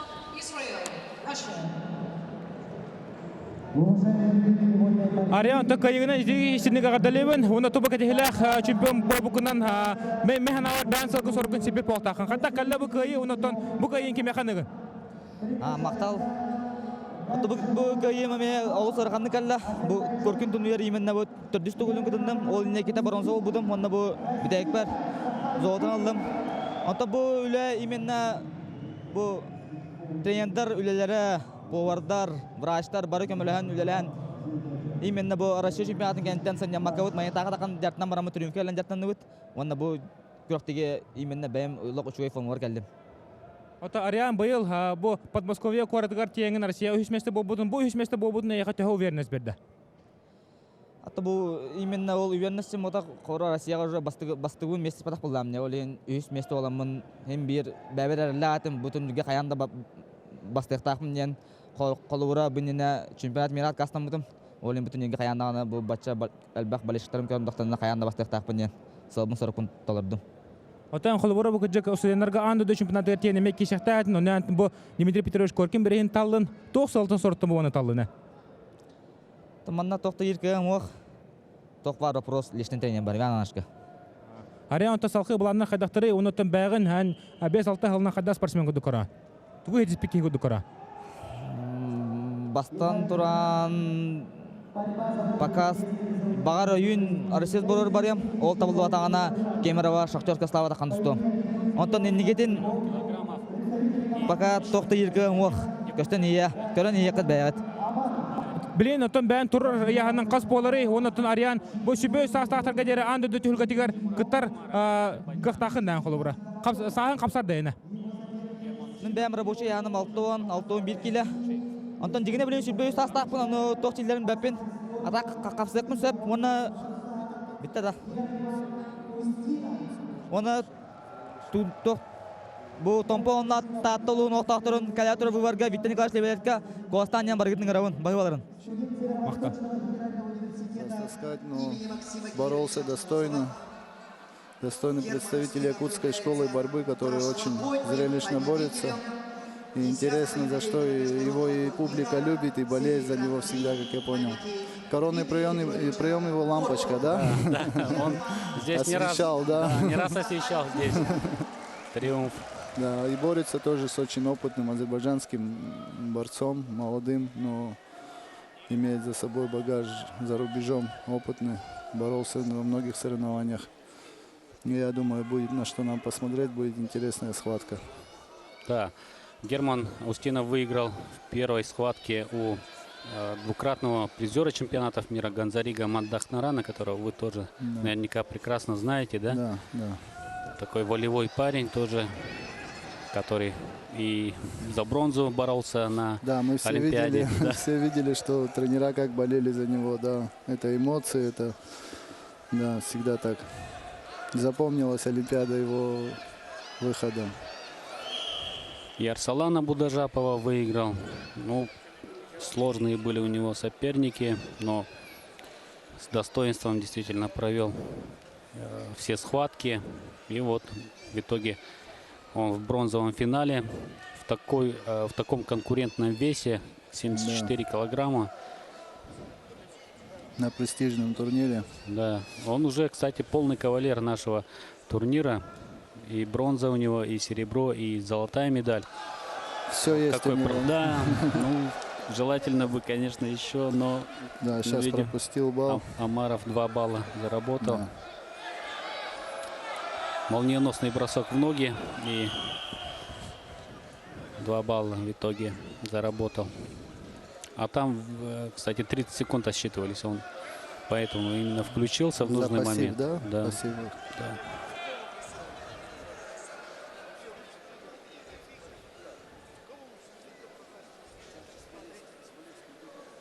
А вы, кстати, сейчас тоже тренируете, да, молодежь? Да. Да, как переход со спортивной карьеры на тренерскую? Наверное, сложно, да? Да, мне кажется, поменьше эмоций самому. Как в спорте больше было как-то эмоций. Но я думаю, в тренерском поприще больше нервами нужно запастись. Тут вышел, там приемы, да, показываешь там приемы, борешься, там свои эмоции, свои силы выплескиваешь. А тут сидишь и не всегда получается даже сказать, передать там ученику, спортсмену, там, что нужно делать, еще что-то. Это все нервы. Сейчас еще 2 балла заработал Амаров. 4-0 завершается первый период. Да. До 74 килограммов ведут в красном трико. Ну, надо постараться поймать, опять же, на прием, да? Это вот первые 2 балла. Чемпион Европы. И вот здесь. Да, на контратаке да. Второй прием. Да. Вот его соперник в синем трико. Ну, уже ждет, наверное, Амаров тоже этой самой лампочки, да? Не даст просто так взять захват. И сложно будет сейчас. Да, на таком отыграть уровне, 4 балла. На таком уровне, да, уже спортсмены, соперники знают, вот, какой ногой ты шагаешь, какую ногу проходишь. И поэтому здесь уже надо включать голову и обхитрить, зная то, что все 2 козыря знают. На это есть характер, опыт. И я думаю, сейчас во втором периоде борцы раскроются и начнут более открытую борьбу. По крайней мере, Устинову надо уже счет 4-0. Кстати, вот схватка Виктора Рассадина очень такой драматичный, достаточно получилось, да? Финал вы имеете в виду? Да. Да. Финал они оба осторожничали. Если бы они оба поборолись по свою борьбу, я думаю, финал намного красивее. А тут получился финал более такой тактический. Ну, такой напряженный, тактический, на характере, да. Ошибку не мог себе позволить ни один, ни второй. финал это всегда так. В принципе, можно ожидать от спортсменов, что чуть скованность присутствует, потому что последняя схватка все или ничего. Из-за этого осторожничают и борются.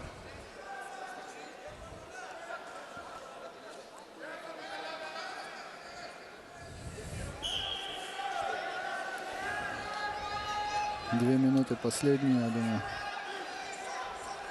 Красному, да, предупреждение дали. Да. Время засекли 30 секунд. Должен показать действие, либо накажут баллом.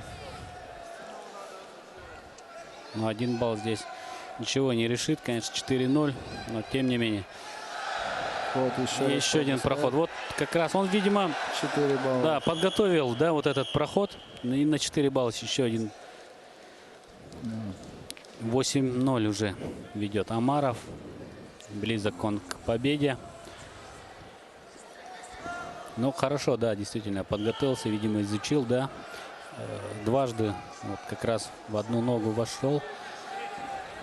Но здесь уже... Ну, здесь, как видите, ошибка дорого стоит. Оба друг друга знают хорошо. И вот результат, то, что пропустил 2 приема. И уже счет такой, можно сказать, уже победный такой счет. Но в борьбе все возможно, сами видели. Я думаю, еще рано на кого-то вешать медаль. Счет 1,5 минуты, да. Да. Ну, сейчас надо выкладываться уже, да? Потому что последняя сейчас минута пойдет. Уже надо ва-банк идти. Да, уже присматриваться, времени счет не позволяет. Но хорошо защищается азербайджанский атлет. Не дает, видит все, контролирует. Не дает захват взять, да? Удобный для того, чтобы совершить бросок или как-то перевести спортсмена.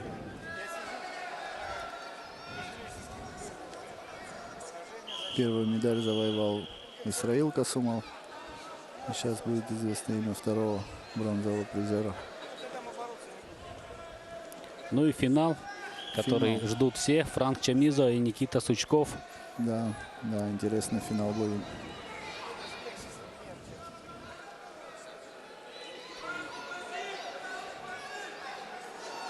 Если Никита хорошо настроится, будет бороться, как провел вчерашние все свои схватки, я думаю, итальянскому борцу очень сложно будет. Рисковал сейчас Устинов, но не получилось. Да, понимает, что уже времени не хватит, да, Да.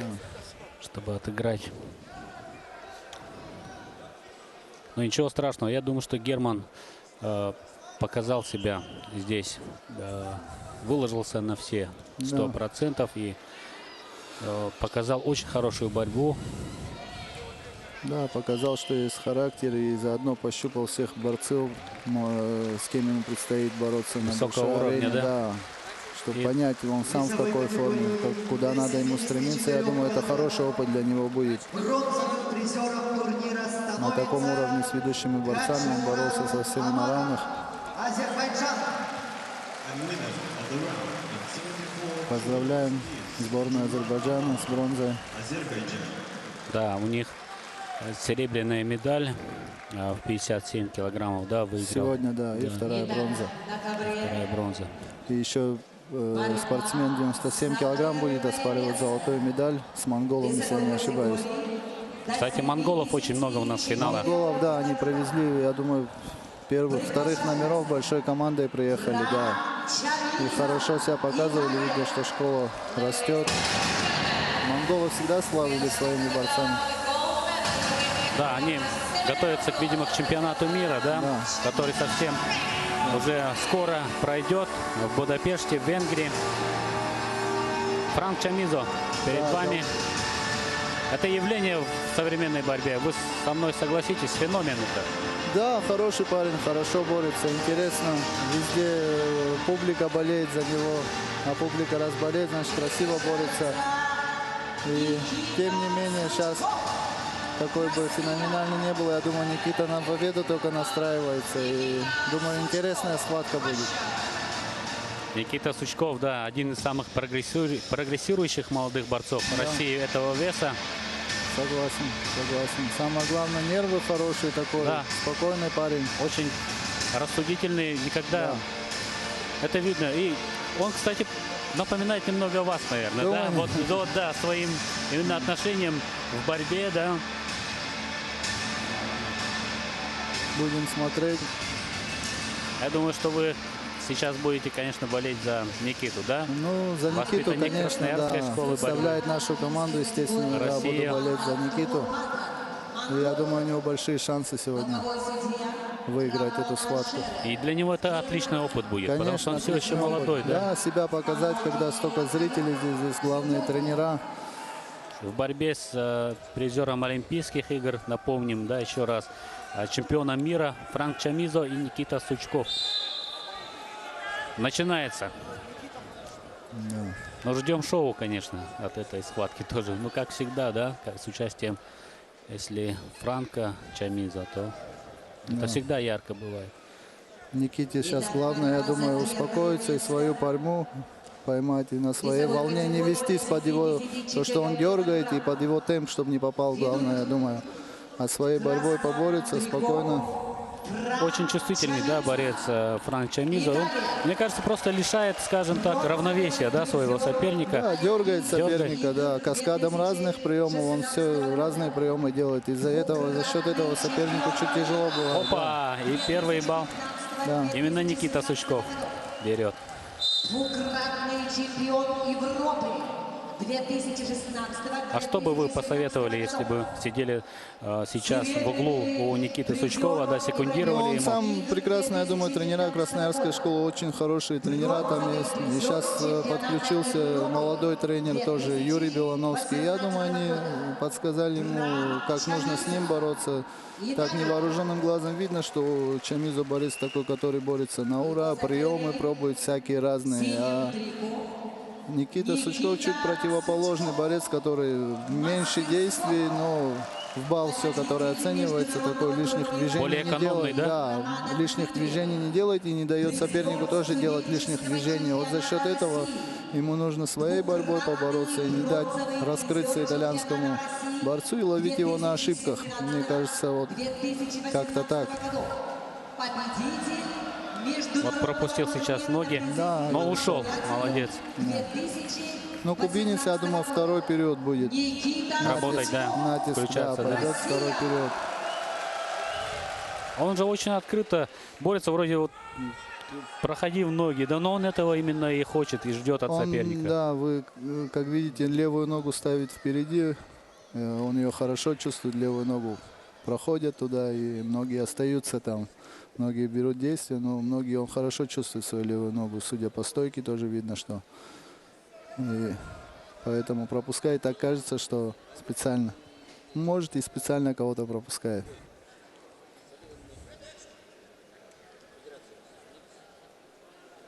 Финал более сдержанный, как и предполагали. Да. 30 секунд остается до конца первого периода. Вот это, да. Молодец, Никита. 3-0 ведет. О чем говорили, да? Нет, не оценен, да? Ох ты. Не надо, вот Сам, сейчас да, ошибка, вот да, сам, сам наверное. отдал, в принципе, да, балл. Перехвалили мы Никиту, что ошибок не делает. Но без этого Ну, никак ничего, тоже. Да, борьба, да. Вот Без сразу ошибок. чувствует, да, Чамизо, что вот лишнее одно движение и все. Да, положение, где он может встать, накрыть этим положением, он очень сильно чувствует, да. Сейчас они могли уходить со счетом 3-0, а вот 3-2 уже такой счет. Еще один балл возьмет, уже выигрывает. Но я думаю, вся борьба во втором периоде будет. Ничего страшного не произошло, что отдал балл в конце.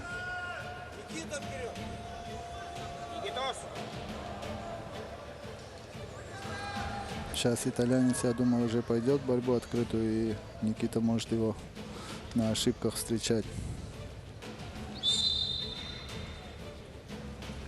Очень хорошо провел первый период, да. Но посмотрим сейчас. Чамиза будет уже больше работать, наверное, да? Будет включаться, темп, идти в атаку. Пока на дистанции все. Но Никита правильно все делает, в принципе, да?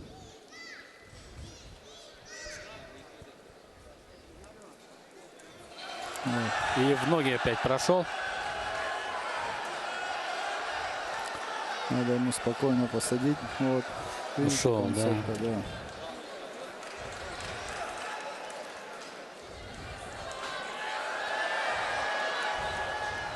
Молодец. Я, говорю, тоже так могу уходить, да?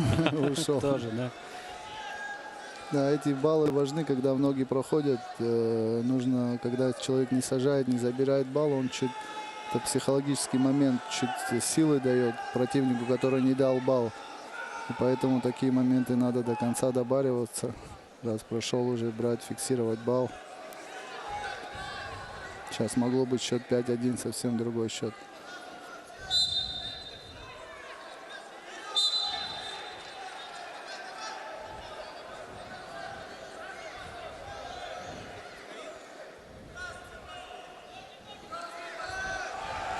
И атакует-то, в принципе, да, в основном Никита Сучков, да, именно. Ну да, он понимает, что счет 3-1 это скользкий счет, тем более с этим итальянским борцом, что он может в любой момент, в любую секунду взорваться, забрать эти 2 балла.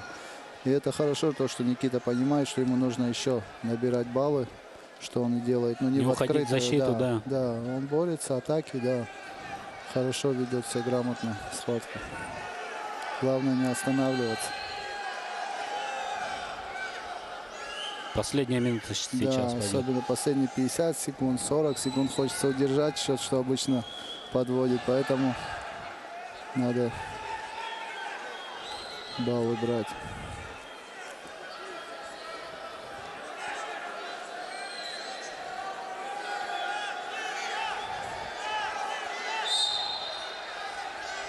Есть болельщики и у Чамиза, мы слышим, да? Да, я поддерживают. думаю, очень много у него болельщиков.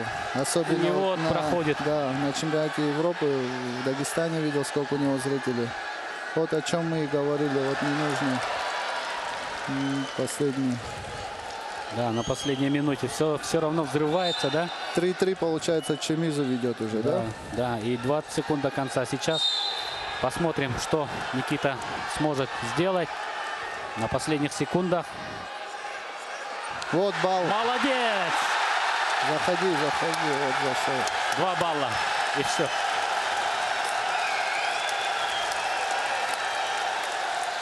Поднимай, говорит. Ну, все. Время. Никита Сучков. Да, Чемпион спокойно. нашего турнира. Уверенно, да, поздравляем.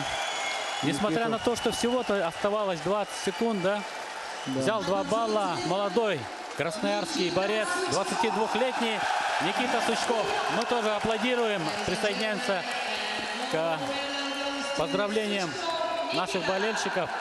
Хорошо боролся Молодец. в конце, за 20 секунд чуть нервы потрепал тренера болельщикам, но исправился вовремя. Давайте посмотрим, да, Отлично. сейчас яркие моменты. Вот здесь он мог уже сделать, в принципе, да, Да. счет 5-1, но ушел Франк Чамизо. Ну а здесь уже итальянец сравнивает счет.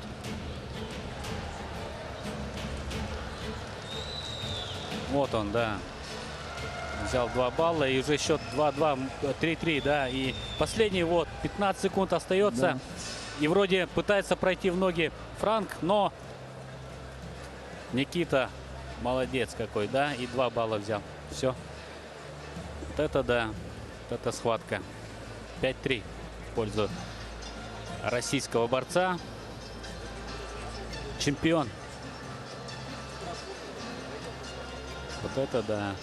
Ну, наверняка многие удивились, да. А вы, я думаю, мне кажется, вы не слишком Нет, и удивлены. как и предполагалось, так примерно знаю, что как Никита очень хорошо добавляет, борется, ошибки не допускает, как мы говорили. Вот, поборолся своей борьбой, под его борьбу не пошел и тихо, спокойно забрал свои баллы, на ошибках поймал, можно сказать. И спокойно, ничего, меня лично не удивило, ничего. Я думаю, многих, кто борьбу понимает, тоже относится так. Молодец, Никита. Хороший парень, хорошо боролся. На чемпионате России тоже он очень Да, здорово отлично, боролся. да, отлично, здорово. Да, на характере там парни попались ему очень хорошие тоже. Сейчас все 6 минут бал в бал.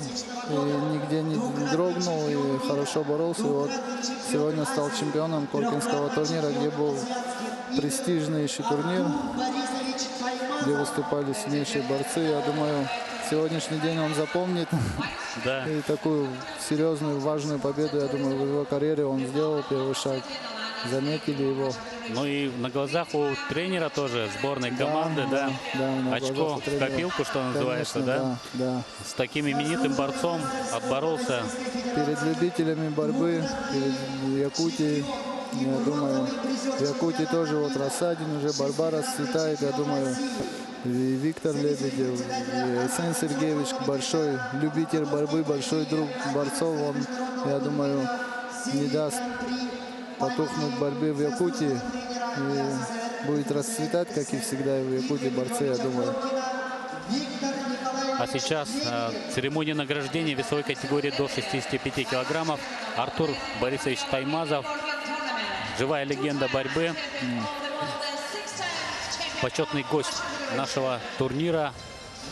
Человек, который выигрывал все возможные золотые медали. Трехкратный олимпийский чемпион. Трехкратный олимпийский чемпион. Этим все сказано. Именно он будет проводить церемонию награждения. Рядом с ним Виктор Лебедев, двукратный чемпион мира.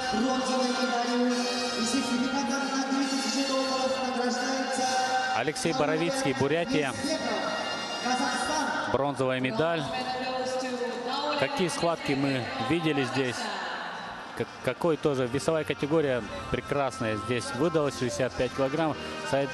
И Саидбек Акасов был, да, из Казахстана, и Даулет Ниязбеков, который в итоге стал обладателем бронзовой медали, с чем мы его и поздравляем. Какое тоже настроение, да, отлично. И Хаджимурат Гацалов, который сейчас тренирует Казахстан, тоже рассказал о том, что сейчас у них в сборной конкуренция для того, чтобы поехать. Кто поедет на чемпионат мира, это тоже решалось и здесь, у нас в Якутске, да. Ну, да. Это тоже представительный, это говорит о том, что это представительный турнир. Конечно. Ну и одно из открытий нашего турнира, безусловно, очень талантливый и сильный борец, который будет еще много побеждать, я уверен в этом, что на мировой арене. Тумур Ачиртулга и, конечно же, наш Виктор Рассадин. Да, Виктор, до финала я смотрел схватки, очень такие напряженные были схватки, где на последних секундах он вытаскивал схватки.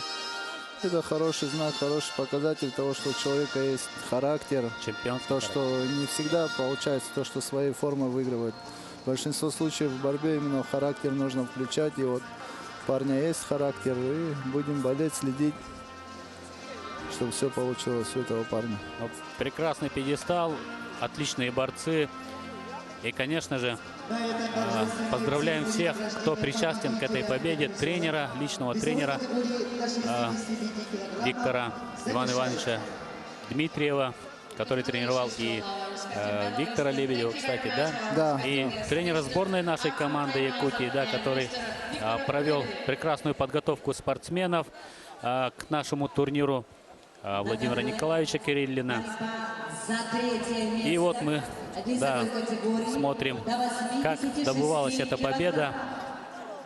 Здорово здесь провалил, конечно, на обманном движении, поймал соперника. И вот эти 2 балла, которые, в принципе, и решили исход схватки, да? Ну, режим такой включил. Да, дотерпел, стиснув зубы, да, забрать золотую медаль перед тысячами болельщиков. Не побоюсь этого слова, много очень людей сегодня от финала прошли смотреть. Я думаю, хороший подарок он им сделал. Да. Ну и вся республика тоже смотрит сейчас, Да. переживает за своего земляка, за любимца тоже, Да. болельщиков всех. Ну и соперник тоже непростой ему попался. Такой чувствительный парень. Боролись хорошо в финале. Да. Сейчас еще два веса, весовая категория до 86 килограммов. Тоже борьба за бронзу. Человек, которого вы тоже прекрасно знаете, да, Сослан Цоев и Александр Зеленков. Но оба спортсмена хорошо известные в России и в мире. Сослан Цоев заслуженный мастер спорта России. Ну и Александр Зеленков тоже призер чемпионата России. Воспитанник Красноярской школы вольной борьбы Академии Дмитрия Георгиевича Миндиашвили. Да, Суслана Акцоева прекрасно знаю. Друг мой, товарищ, с которым мы тренировались в сборной долгие годы. И Зеленков тоже член сборной России. Да. Оба опытные. Сос является еще и бронзовым призером чемпионата мира, чемпионом Европы. То есть очень борец с большим именем, который в таком возрасте еще продолжает выступать, о чем говорит Ему его 32, любовь. да? Да, 32 года. Я думаю, 33-34 ему уже. Чуть побольше. И до сих пор, да, в такой форме Да, себя не может держит. с борьбой расстаться, любит этот вид спорта и борется. Но сложно, наверное, расстаться, да? Ну да, с борьбой тяжело. Это раньше вот взрослые наши товарищи говорили, чтобы говорит, оставить вид спорта, борьбу, говорит, надо иметь мужество. Я думал, не понимал совсем. Это когда уже сам подошел к этому, когда нужно оставить борьбу, понимаешь, вспомнил их слова, что на самом деле нужно иметь и мужество, чтобы оставить это дело, которым ты занимался там десятки лет, всю жизнь, можно сказать, этим занимался, и оставить, и перейти на другое русло. Очень сложно, да?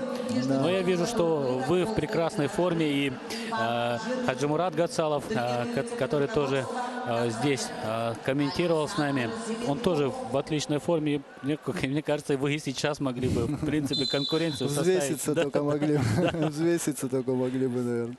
Не знаю насчет Хаджимурат. Хаджимурат-то он может, да, я за себя сейчас это говорю. А Хаджимурат, да, поддерживает форму, тренируется. Он почаще, чем я даже. А я первый год вообще даже борцовки пока не хотел одевать. Так, уже более-менее начал тренироваться, поддерживать форму. Да, Ну, нужно. для того, чтобы выступать на большом уровне, нужно проливать, в общем, килограммы пота, да, в общем, в зале. Вместе с кровью, да. С кровью, да. Да, это тяжело. Это не просто там держать себя в форме, там, Ну да, да, быть. тем более, если ты ставишь себе цели только быть первым, там, то колоссальный труд нужен, и режим, от всего себя отказывать. Прекрасно знаете все. Да, и выигрывает сейчас Зеленков еще 2 балла и ведет уже 3-0 в первом периоде. 3-0, да. И Сос, он лезет на захват, очень бросковитый, физически очень сильный. С любого положения может бросить. Думаю, здесь вся схватка еще впереди.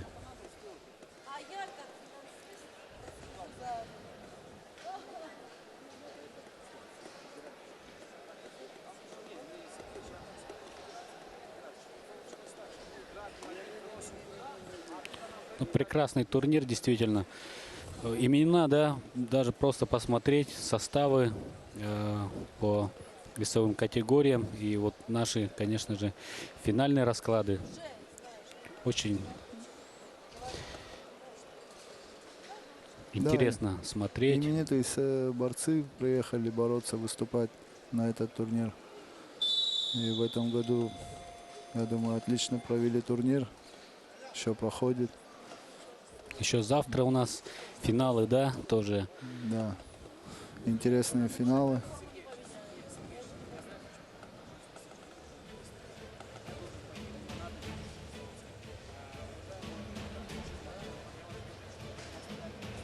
Вот мы видим повтор, да? Да, как пропустил в ноги Сос.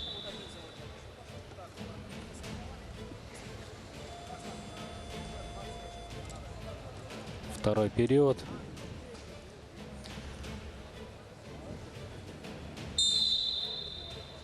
Еще 2 балла. Вот мы видели повтор, а сейчас уже продолжение схватки.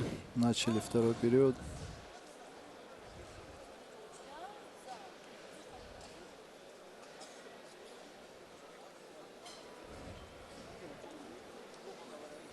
Еще один борец из Красноярска, Исраил Касумов, взял медаль, да, еще золотая медаль у Никиты Сучкова. Да. И сейчас Зеленков тоже претендует на то, чтобы взять еще одну медаль и увезти в Сибирскую академию вольной борьбы, всемирно известную. А вот тут еще представитель Да. Красноярской школы будет бороться. за Юрий третье Белановский место. еще будет, да, в 97 килограммов. Кстати, борется тоже с представителем Да, Красноярского. ну, школы. то есть в любом случае еще одна медаль будет, да? Да, А да. тут Сослан Цоев не согласен с тем, чтобы такое большое количество медалей сегодня улетело в Красноярск, да? Да. Сколько? Уже 4-3. 4-3, да. По 2 балла взял сейчас за 2 минуты до окончания схватки. И выходит вперед опытнейший борец Сослан Цоев. Северная Осетия, Алания. Чуть меньше 2 минут еще бороться. Я думаю, здесь еще борьба будет. Да, и призовые хорошие, да, в принципе. Да, призовые, да. Немного таких турниров, где такие призовые именно вот по вольной борьбе. На пальцах можно сосчитать, где такие призовые. Хлеб борца.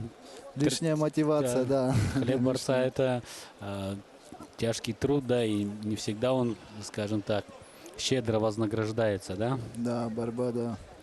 Есть такая сторона у борьбы.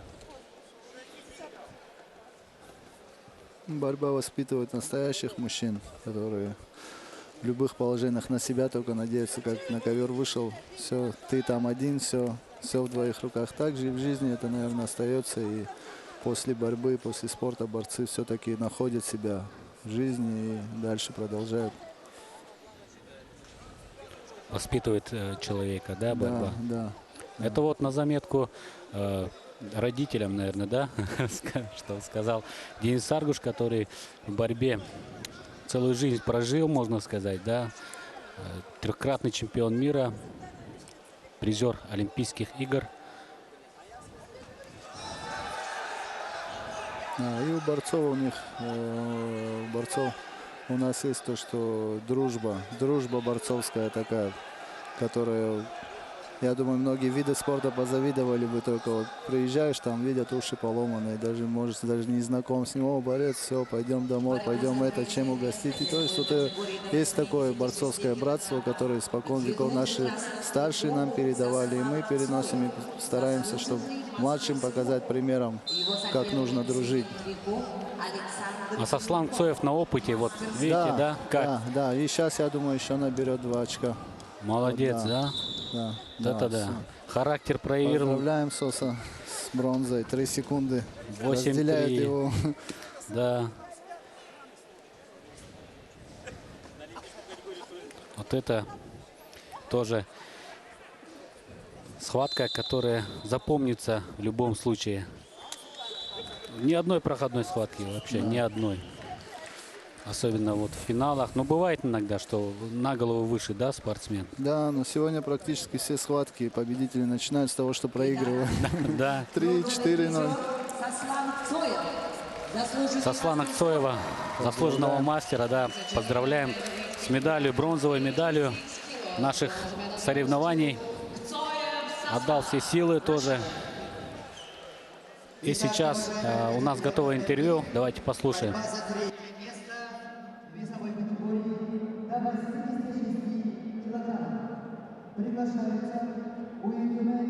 Итак, с нами один из триумфаторов наших сегодняшних замечательных соревнований, Виктор Рассадин. Виктор, поделись, пожалуйста, с нами своими впечатлениями и эмоциями по завершению вот турнира для тебя. Спасибо большое за поздравления.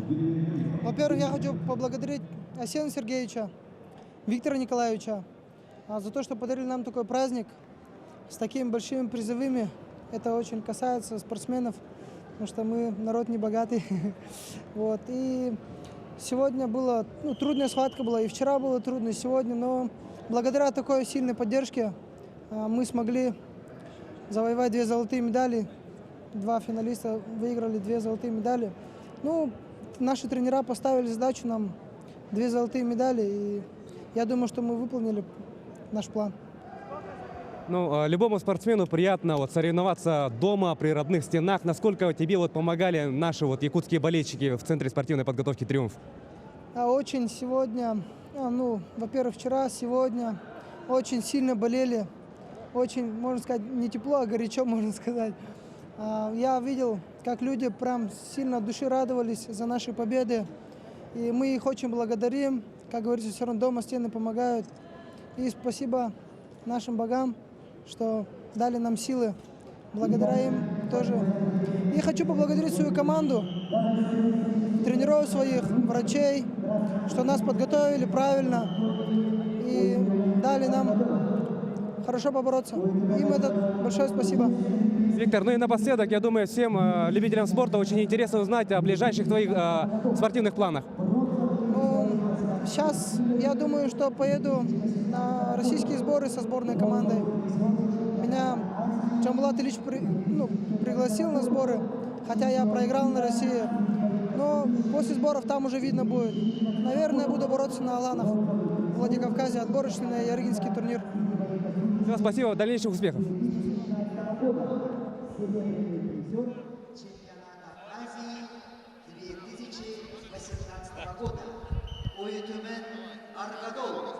Монголия.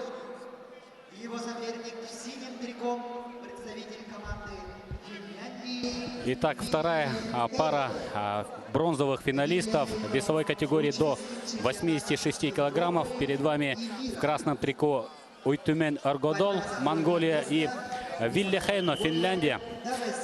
Да, Денис, вы наверняка встречались и с борцами из Европы, да, из скандинавских стран. Чем вот они могут, скажем так, удивить, да, и про Монголию тоже? Да, монголы всегда, у них были всегда хорошие борцы серьезного уровня, и всегда они конкурировали со сборной России, Иран и Америка, везде конкурировали на чемпионатах мира, Олимпиады с нами. И что касается Финляндии, вчера вот борец из Финляндии, он удивил тем, что диктор объявлял, что он занимается греко-римской борьбой. Если так смотреться, то видно, что у парня стойка такая тоже, что-то напоминает греко-римскую борьбу. И несмотря на это, он отборолся классно, отлично боролся. Обычно это вольники переходят на греко-римскую, получается. А греко-римскую, чтобы на вольную перешел, это очень редкий случай. За что ему уважение, боролся вчера. И вот сегодня борется в малом финале. Показал себя хорошо. И показал, что из Финляндии борцы есть и могут оспаривать самые высшие места. А он, кстати, не первый раз тоже в Якутске приезжал. Парень с большим желанием, видимо, да, выиграть. С большим желанием, да. И видно, что он полностью отдается этому виду спорта. И каждому движению, каждую схватку выходит как на последнюю. Хотя борется. школы такой, конечно, как российской, у него нет, да? Да. Но вот на желании, на физической мощи, доказательство того, что при желании все можно. Нет разницы, откуда ты там, с какой страны, с какой республики. Главное, чтобы у тебя было желание, верил в себя. Да, счет, да, 1-1. Достойно сейчас борется с представителем борцовской, в принципе, державы, да, Монголия. У них просто даже, национальная борьба. Они борются с самых ранних лет, скажем так. Чего нельзя сказать о Финляндии, да, он, скорее всего, такой силовыми видами спорта, наверное, может занимался. Потом, действительно, в классической борьбе греко-римской, я думаю, что у него есть школа, да, определенная. Это видно, действительно. Может, на хоккей даже ходил. Может быть, потому что это спорт номер один, да? Да. А может, умеет и сейчас на коньках может стоять, да? По вечерам может и в хоккей, да, может, с друзьями. Разносторонний. Да. Вилле Хейно. Молодец. Мы в своих репортажах тоже его, кстати, смотрели, его схватки, тоже его хвалили, потому что проявил он себя здесь действительно здорово. Да, волевой, да. Если не хватает вот техники даже, но тем не менее он вырывал на зубах, что называется, да, победы. Судя по нашим словам, мы с вами за синего болеем. Чуть-чуть, потому что у Монголии очень много медалей будет, видимо, да. Финнам не помешает. Финнам тоже одну медаль было бы неплохо тоже. Оригинальное трико с волком у монгола. Да, красивое. Но сейчас уже не так строго, как в ваше время, да? Да. Триков видели, да, разных. Сейчас некоторые уходят, не поймешь, что синее трико, то красное, некоторые в белых даже выходят. Да, сейчас разрешили, наверное, так. Красочно, да? Да. Ну, это на пользу шоу, что называется, да, опять же, делается. Телезрителям. Да, для зрителей, для болельщиков. Да, для спортсмена тоже, да, для телевидения того же, да. Потому что это красиво, это смотреть. Ну, Уйтумен Аргадол, конечно, уже на классе, что называется, на опыте. Он, конечно, намного более опытный борец международного класса, да, в принципе. Аргадол, да? Да. Ну, он, наверное, не раз здесь выступал. Да, тоже. Ну, опять же, сборная Монголии здесь первыми номерами выступает. Я думаю, что большинство из этих спортсменов мы увидим на чемпионате мира. Да. То есть это борцы, которые будут претендовать на медали самого высокого качества на самом высоком, скажем так, форуме, да, борцовском. Да, где вся элита собирается борьбой. Да.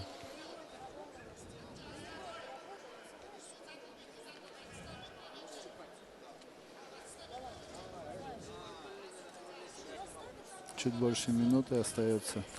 Вилли Да. пока не может найти, опять же, ключи до подхода. Но не хватает ему арсенала просто действий, да. Да. Ну, а Аргадол же сейчас прочувствовал, спокойно работает, сильно тоже не зажимается, что называется, да. Прочувствовал соперника уже, да, и счет достаточно уже комфортный при таком течении, да, боя, схватки, скажем. Да. Но у нас еще ждет финальный поединок, где два очень интересных тоже борца будет. Иранец Барзигалех Ахмат, Да, молодой и спортсмен. наш Мусал Алиев. Да, Арсен Али. Да. Мусал Алиев, дагестанец. Молодой, но тоже прогрессирующий спортсмен. Думаю, что вот из этих ребят в скором времени мы увидим тоже в составе многих больших турниров, того же Никиту Сучкова, тоже Мусала Алиева тоже, да.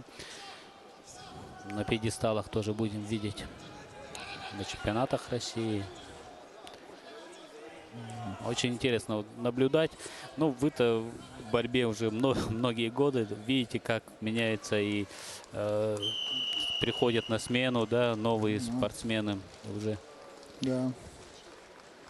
Ну, поздравим. Сборная Монголия. Бронзовая медаль в весе до 86 килограммов. Уйтумен Аргадол. 4-1 выиграл эту схватку. В принципе, ожидаемо было, но всегда болеешь, что называется, за андердога, да, за более слабого, скажем, Это, да, соперника. автоматом, да, так всегда Но если получается. такое нейтральное, скажем, положение, Да, заслуженно монгол выиграл, провел хорошую схватку, не дал ничего ему сделать. ну и сейчас финал весовой категории до 86 килограммов и красочный выход спортсменов. Мы ждем.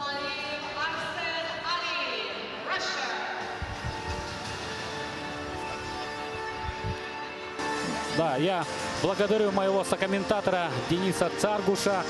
Пожимаю руку за то, что помог нам тоже посмотреть эти схватки. Прокомментировал, дал свою оценку, да, поделился своим мнением. Ну и сейчас у Дениса своя миссия. Он должен сейчас выйти на церемонию награждения. Но к нам присоединится тоже еще один именитый борец, который вернется к нам. Да. Ну, спасибо большое. Вам спасибо, очень интересно было с вами смотреть схватки. Удачи вам. Спасибо.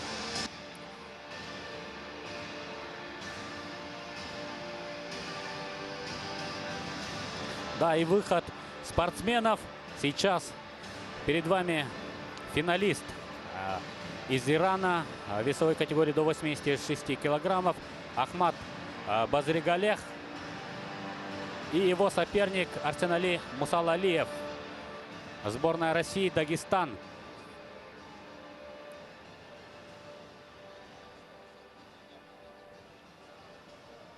Да, флаги стран и красочное действие, которое сопровождает все финалы во всех весовых категориях.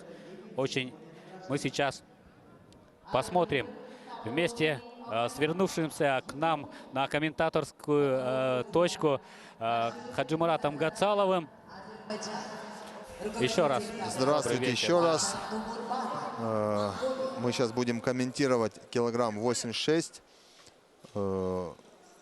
Финалисты. Да, из Ирана Базригалех. Да, хороший. Да, и наш Мусалалиев, Арсен Али. Да, Мусалалиев тоже, да, дагестанская школа борьбы у него. Парень довольно-таки такой чувствительный, с такой нервной системой крепкой. Поэтому он хорошую борьбу вчера показал. Естественно, мы будем сегодня за него болеть, переживать, надеяться, что он покажет хорошую, красивую борьбу в первую очередь. Ну, естественно, принесет золото для страны. Да, а Базригалех, кстати, ну, парень молодой, двукратный чемпион Азии среди юниоров прошлого года, позапрошлого года, финалист чемпионата, но первенства мира среди юниоров в 16-м и бронзовый в прошлом году, бронза первенства мира. Так что, ну, опыт международных выступлений у него есть, да, определенный. Ну и он, похоже, тоже только выходит на взрослую борьбу.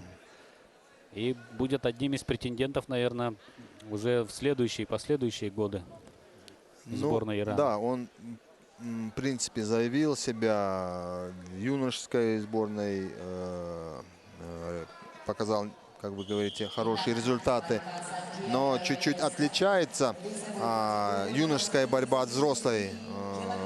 Те приемы, которые могут получаться среди юниоров, могут по взрослым не получаться уже, потому что там совсем другая борьба, там уже покрепче ребята, и нужно какое-то время, чтобы чуть приноровиться, чтобы понять, чтобы, ну, и набраться опыта, потому что в любом случае ребята, которые борются уже по взрослой борьбе, они более опытней и в тактике, и в стратегии, поэтому эти моменты им нужно, конечно, тоже понять. Ну, то, что он заявил себя уже в юношеской борьбе, это уже какой-то есть потенциал, перспектива. Вот сейчас как раз они, в принципе, и классом одинаковые с нашим Мусалалиевым. И вот сейчас Димбал взял Мусалалиев, он перевел его в высокий партер и вышли с ковра. Это оценивается в 1 балл. Но борьба равная. Не скажу, что кто-то из них там и имеет там больше каких-то там какого-то потенциала и имущества. Одинаковая борьба. Кто кого обыграет, посмотрим, кто готов. Мне кажется, чуть-чуть покрепче выглядит все-таки Мусалалиев. Да, может быть, на год, на два, может, чуть больше. Он старше своего соперника. Ну, так чисто визуально. Может, визуально, да. Я не знаю, там, кто каких годов, честно говоря. Но визуально, да, чуть-чуть постарше. Может, это связано с тем, что ребята с Кавказа, они и выглядят всегда такие там, постарше, и такие, ну, и крепкие, и физиологически они где-то быстрее развиваются. Но иранский спортсмен, несмотря на то, что он более такой повыше, стройнее, там нет таких мышц, но по борьбе не уступает ничем. Такой он вязкий, чувствительный тоже. Поэтому здесь уже кто, скажем так, лучше готов на сегодняшний день из них. Именно сегодня, да? Да. А так они по классу абсолютно одинаковые. Еще вот первый период закончился. Да, со счетом, в принципе, который об этом подтверждает, да, 1-0. Шаткий счет, да. Это в любой момент может вообще там он измениться в любую сторону, поэтому здесь явного лидера я пока не вижу. А, кстати, вот если говорить про молодежь, про выход из юниоров, да, вот посмотреть не по годам старшего Никиту Сычкова, который сейчас выиграл одного из мировых лидеров в своем весе. Как вы оцените эту схватку финальную? Ну, я ее оценю так, что Никита Сычков, он в принципе заявил о себе еще, скажем так, и в прошлом, позапрошлом он в сборной команде России. А так как, если ты член сборной команды России, это уже показатель, то что просто так туда не попасть. Там очень серьезная конкуренция. И на сегодняшний день этот парень, он себя проявил. И абсолютно там невозмутимый такой, знает, что он хочет, идет вперед. И сегодня он показал, он на самом деле подтвердил свой класс. То, что он может претендовать на золотую медаль. И он показал это сегодня, выиграв очень опытного Франко Чамизо, который также является одним из лидеров в этой весовой категории. Хоть и вчера он был в совсем другой весовой категории, сегодня он перешел в 74 и показывает хорошую борьбу. Также там Джордана Барауза, который выиграл на Шардугу буквально там месяц назад. Поэтому то, что сегодня его выиграл Никита Сучков, это было просто приятное удивление. А вот еще раз подтверждение вашим словам, да, вот, что Базригалех ни в чем не уступает своему сопернику, и вырывается он вперед сейчас со счетом 2-1. А вот если вернуться опять же к Никите, да, вот не отпускает меня все-таки этот финал. Вот Денис Саргуш сказал, что он вообще ни чуточки не удивился исходу этого поединка. У вас было такое? Нет? Ну, все-таки меня лично удивил. Почему? Потому что одно дело, там, возможно, там физические, да, там данные одинаковые, но психологически не все спортсмены могут реализовать свой потенциал именно с такими именитыми спортсменами. Это очень важно для него сегодня было, что он выиграл вот этот психологический барьер, перешел и выиграл его. Это меня, честно говоря, удивило, то, что психологически этот парень очень сильный. Это очень важный момент именно в вольной борьбе. Поэтому, ну, я, честно говоря, за него очень сильно порадовался. Молодец, поздравляю его тренера. Сейчас вот как раз возвращаемся на схватку. 2-1 проигрывал Мусалалиев иранскому спортсмену, и сейчас снова отыграл, и счет опять 3-2. Остается минута, поэтому сейчас будет как бы такая схватка интересная. Обострят будут они борьбу, потому что иранский спортсмен, он тоже будет отыгрывать. Нашему спортсмену Мусалиеву надо будет отстоять. Возможно, он будет еще атаковать. Вот сейчас так завязки они борются. Вот видите, как прокинул он его и опять взял 2 балла. 4-3. Сейчас надо будет отыгрываться Мусалалиеву. Остается 40 секунд, чуть меньше 40 секунд.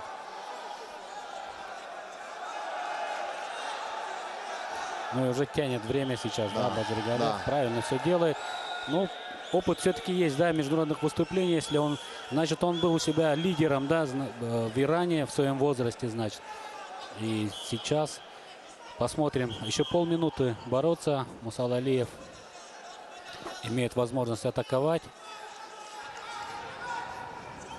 Да, 30 секунд осталось. У него хорошая есть возможность. Достаточно времени, чтобы отыграться.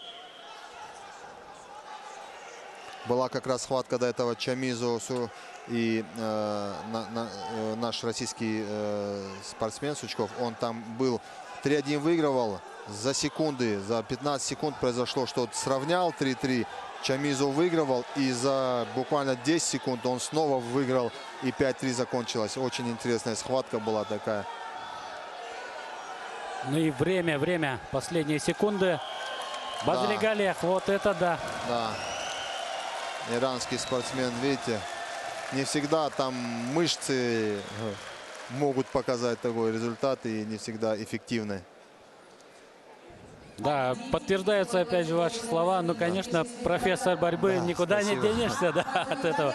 Сразу же заметил и сделал прогноз на эту схватку, что, в общем-то, здесь такого фаворита здесь явного нет, да? Да, и схватка это показала.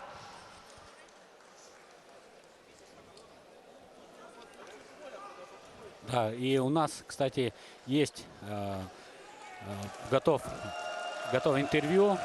Мы сейчас послушаем Никиту Сучкова, как раз про которого мы сейчас говорили. Давайте.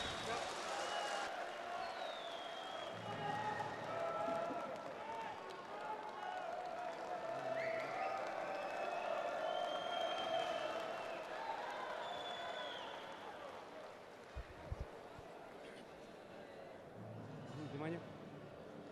Итак, продолжаем общаться с героями нашего турнира. Сейчас рядом с нами триумфатор весовой категории до 74 килограммов Никита Сычков. Никита, в первую очередь поздравляем тебя с этим знаменательным успехом. И расскажи про финал. Тебе в этой схватке противостоял очень грозный соперник в лице Франко Чемизо. Как ты настраивался на эту схватку и получилось ли сделать все, что было запланировано? Спасибо за поздравления. Ну, как сказать, настраивался как на обычную схватку, то есть главное бороться так, как ты борешься всегда, поэтому свои действия получилось сделать, как бы, ну и вот результат, выиграл схватку в конце. В целом, какие у тебя впечатления вот от участия в этом празднике борьбы, вот от турнира памяти Дмитрия Петровича Коркина? Ну как, это хороший турнир, как бы, мы на него регулярно приезжаем, как бы, позапрошлом году мы тут были, в прошлом. Всегда как бы турнир на высоком уровне проводится, всегда радостно сюда приезжать. Как бы. Многие отмечают то, что местная публика, да, якутские любители вольной борьбы очень объективно оценивают ход соревнований. Вот что можешь сказать по этому поводу? Ощутил ли вот это ты на себе? Да, как бы чувствовалось, что в финале поддерживали меня, ну, то, что в России все-таки турнир, хотя предыдущие дни поддерживали очень Чемизо, так как он, ну, звезда, грубо говоря, на этом турнире. Ну, очень, как бы, публика местная разбирается в борьбе, а не просто так сидит, кричит, и поэтому очень хорошо чувствует ход схватки, то есть, ну, довольно приятно бороться при такой публике. Ну и напоследок такой вопрос, какие дальнейшие спортивные планы у Никиты Сычкова? Ну как, сейчас у нас сборы по сборной, то есть недавно прошел чемпионат России, то есть и сейчас у нас будут сборы, вот отсюда мы сразу полетим в Сочи, как бы дальше тренироваться, как бы победы в турнирах приятно, но работать тоже дальше надо все равно. Спасибо большое, желаем дальнейших успехов.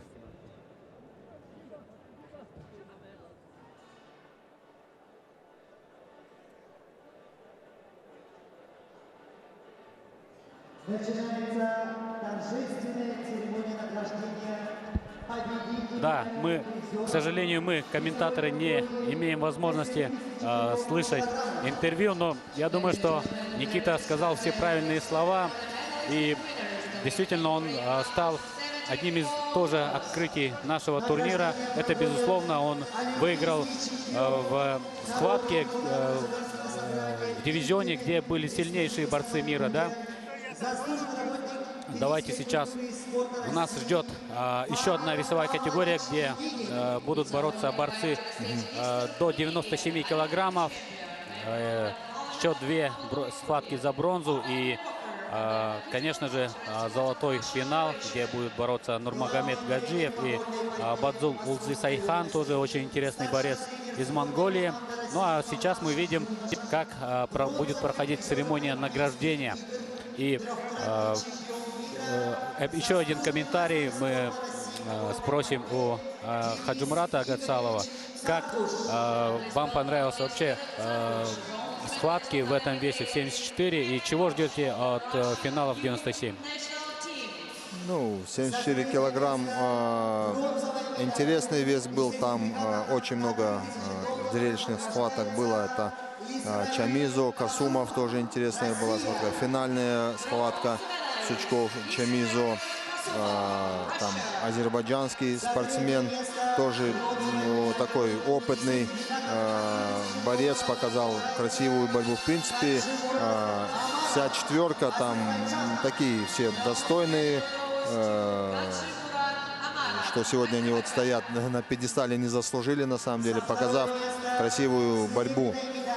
Поэтому Касумов, он такой очень опытный, он чемпион Европы, он в сборной команде России, показывает стабильный результат. Поэтому он, конечно, на сегодняшний день очень интересную схватку провел.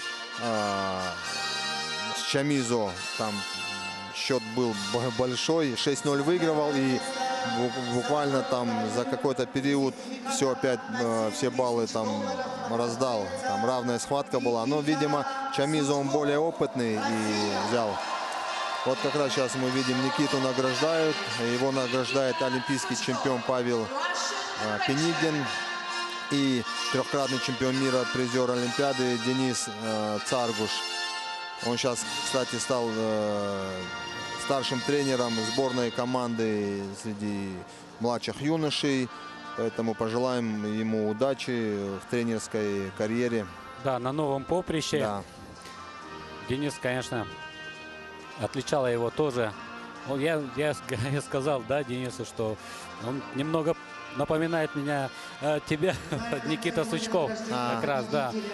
Такое же спокойствие, да, рассудительность, в общем-то, на ковре. Опять же, хочу сказать, что и без головы, если у тебя нет интеллекта, даже не просто там спортивного интеллекта, а в принципе интеллекта, то в борьбе очень многого добиться практически невозможно. Это так, Хаджимурат? Согласен, абсолютно согласен. Это так, оно есть, потому что многие думают, что вышел там, накачался, да, там, и вышел просто сломать. Это неправильно, это не так. Здесь на самом деле ты должен быть интеллектуально развитый, то что в любую секунду ты должен быстро принять решение, сориентироваться. Соперника нужно просто обхитрить. Это не просто там, он тоже там, это не штанга, которую ты вышел, да, там и поднял, да, там тоже какая-то техника существует, но здесь именно такой же спортсмен выходит, и он выходит не просто, а выходит выигрывать тебя, поэтому это не нужно обладать такими качествами. Поэтому спортсмены, хоть мы, борцы, не всегда, да, там, можем изложить свои мысли, да, там, то это не говорит о том, что там мы плохо соображаем или думаем, там, или там, необразованные. Ну, спасибо, у меня, наверное, там уже столько лет и опыт, и с журналистами общались, поэтому, ну, я рекомендую всем борцам вообще читать, самообразовываться, потому что это, ну, спорт закончится, ты должен быть интересным как специалист, пусть даже в области спорта или там в других направлениях. Поэтому, как сегодня Виктор Лебедев, да, идет в политику, да, мы, конечно, все его поддерживаем, потому что мы знаем, что он очень многое может сделать как в спорте, так и принести пользу для своего народа. И Арсений Сергеевич его поддерживает. И все люди, которые там, команда достойная, да, хорошая, молодая собралась, мы пожелаем им всем успехов, удачи, чтобы они принесли большую пользу для своего народа, Саха-Якутия, и сделали как-то, улучшили жизнь на сегодняшний день, условия какие-то создали для народа, чтобы было более комфортнее для людей, поэтому желаю им удачи. Ну и у нас весовая категория до 97 килограмма, первая финальная пара за бронзу вышли бороться иранец Масуд Хаджи Салихани и Игорь Овсянников. Да. Ну, Игорь Овсянников также наш российский спортсмен, молодой, только-только заявляет о себе. Ну, вроде, как я смотрю, наблюдаю за ним, парень такой тоже абсолютно уверенный в себе, спокойный. Да, к сожалению, мне кажется, там палец повредил, по-моему, спортсмен. Ну, это не намеренно, наверное, да, там конечно, такой, да. Да, так, чуть травмирован. Сейчас будут смотреть, заканчивает он схватку или нет. Сейчас как решит и врач, и спортсмен. Нет, спортсмен говорит, я остаюсь, я буду продолжать. Ну, значит, будет все-таки продолжение, да, мы будем смотреть. Хаджи Салихани, еще один иранец, и Игорь Овсянников, еще один представитель сборной России, Красноярский край. Да. Ну, Красноярская школа, она одна из сильнейших в России. Там те же Сайтиевы, там Бувайсар Адам оттуда, там Виктор Алексеев, там много чемпионов, и старая плеяда, и сейчас молодые, там тот же Касумов с Красноярска. Начин Кулар. Да, Кулар тоже яркий борец, представитель вольной борьбы. Поэтому вот Овсянников тоже такой парень крепкий. Видимо, там и Белановский оттуда. Вот они вместе тренируются. Естественно, когда есть конкуренция, есть рост. Есть забыли про Анзора Уришева, да, который вышел в финал сегодня. И завтра мы его увидим, кстати. Да.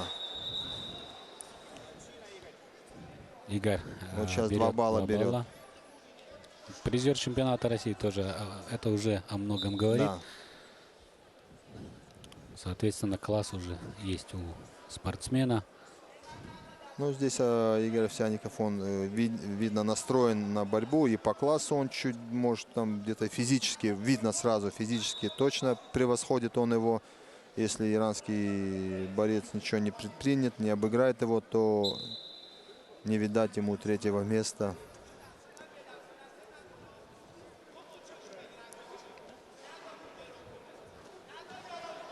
Кстати, мы и Юрия Белановского скоро увидим, да, еще одного красноярца во второй финальной паре за бронзу с Эриком Джоем. Да, два еще красноярца, Да. оба воспитанники Красноярской школы вольной борьбы. А, кстати, Юрий сейчас и в качестве тренера тоже там работает, так что Эрик Джоев может быть даже его воспитанником, потому что он достаточно молодой парень, да, из Красноярска. Ну, точно я не могу сказать, но вполне такое вероятно. Ну, здесь, я думаю, Юрий, он более опытный, чем Джоев. И я видел Джоева, но он еще молодой, поэтому у него все впереди. Но на сегодняшний день, я думаю, Белановский одержит победу. Но это борьба в любом случае, там может повернуться в любую сторону, там. Но по классу Юрий гораздо там выше, поэтому ну, будем желать удачи им обоим, пусть победит сильнейший. Да, Юрий Белановский трехкратный чемпион нашего, кстати, турнира, один из рекордсменов. И может и в копилку свою добавить еще и бронзовую медаль сегодня. Юрий Белановский, он очень долгое время в сборной команде и стабильный. Практически он всегда в тройке. Я с ним тоже неоднократно встречался, поэтому для меня он был такой, можно сказать, неудобный. Он знал мою борьбу и защищался. Вот его задача была отстоять, не дать мне ничего. Я его, естественно, всю схватку пытался где-то раскрыть его, там, обхитрить. Поэтому была еще одна схватка у нас на чемпионате России. Буквально за 2 секунды я вытащил схватку. Это вот просто, не знаю, вот эти 2 секунды, вся жизнь, наверное, прошла передо мной. А вот здесь челлендж со стороны спортсмена из Ирана. Здесь они просят вот здесь. Смотрите, тут ситуация такая, что да, первый заступил, да, Овсянников, но он продолжил действия, иранский борец. Они требуют, что как бы да, мы заступили, но действие продолжалось без остановки, поэтому они требуют. Это сейчас уже судьи оценят действия, кому что дать. В данный момент на табло 5-0 пока достаточно серьезное преимущество. Если сейчас еще челлендж не будет поддержан, то еще 1 балл Овсянникова будет и 6-0 уже. Да, тяжело будет, конечно, иранскому спортсмену догнать, поэтому сейчас посмотрим, как оценили судьи. Да. Да, еще 1 балл дали.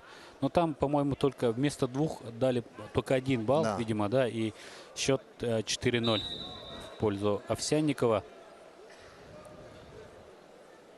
Ну, у него тяжело будет отыграть эти баллы, потому что иранский борец, он, не вижу в нем большого там арсенала приемов, там каскада каких-то там действий, там, поэтому с такими спортсменами прямолинейными всегда легче бороться. Но это, да, это вот где палец повредил, да, видимо, вот, да. Не, локоть. Или локоть, это да. локоть, да, неприятная такая. Но это борьба, контактный вид спорта, конечно, без этого тоже не обойдешься.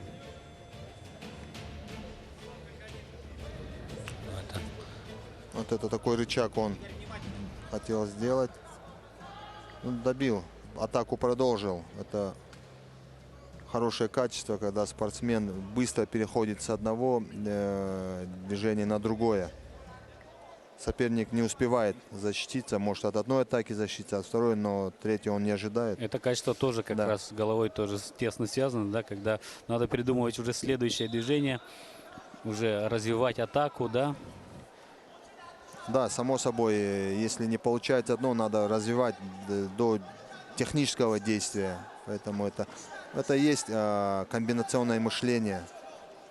Его нужно развивать. Ну и последняя трехминутка сейчас. Вот, достает иранский спортсмен до ноги, боковой проход. Посмотрим, вытащит ли он. О, вытащил. Посадил, 2 балла взял. 2-4. Ну, чуть-чуть Овсянников, он такую оборонительную тактику принял. Сейчас хочет отстоять, но не рекомендуется этого делать, так как сейчас, если еще 2 балла возьмет иранский спортсмен, то за ним уже будет, победные баллы за ним будут.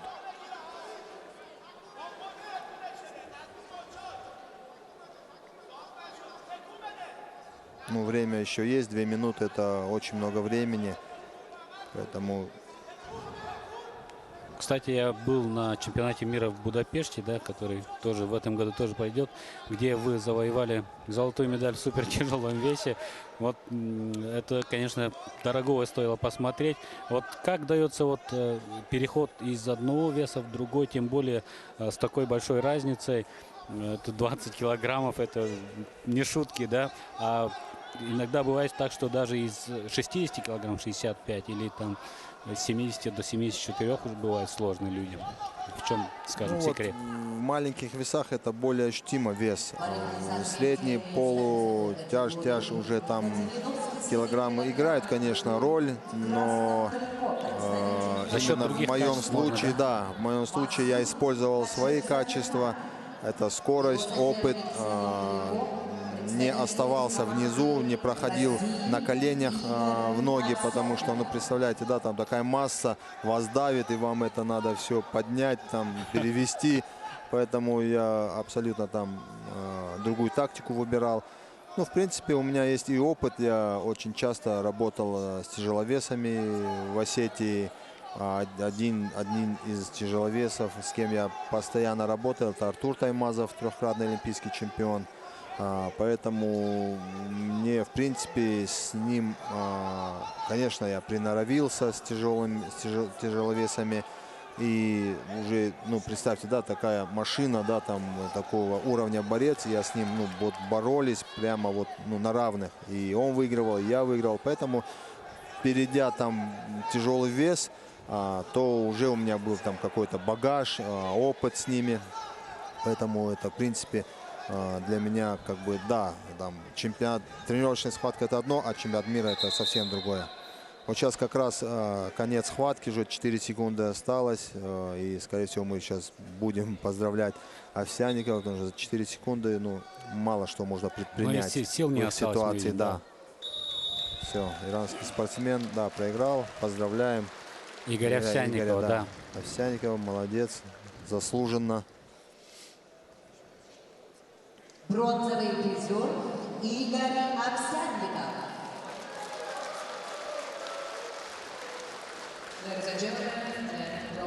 Да, и сейчас нам подсказывают, что готово еще одно интервью. Давайте послушаем.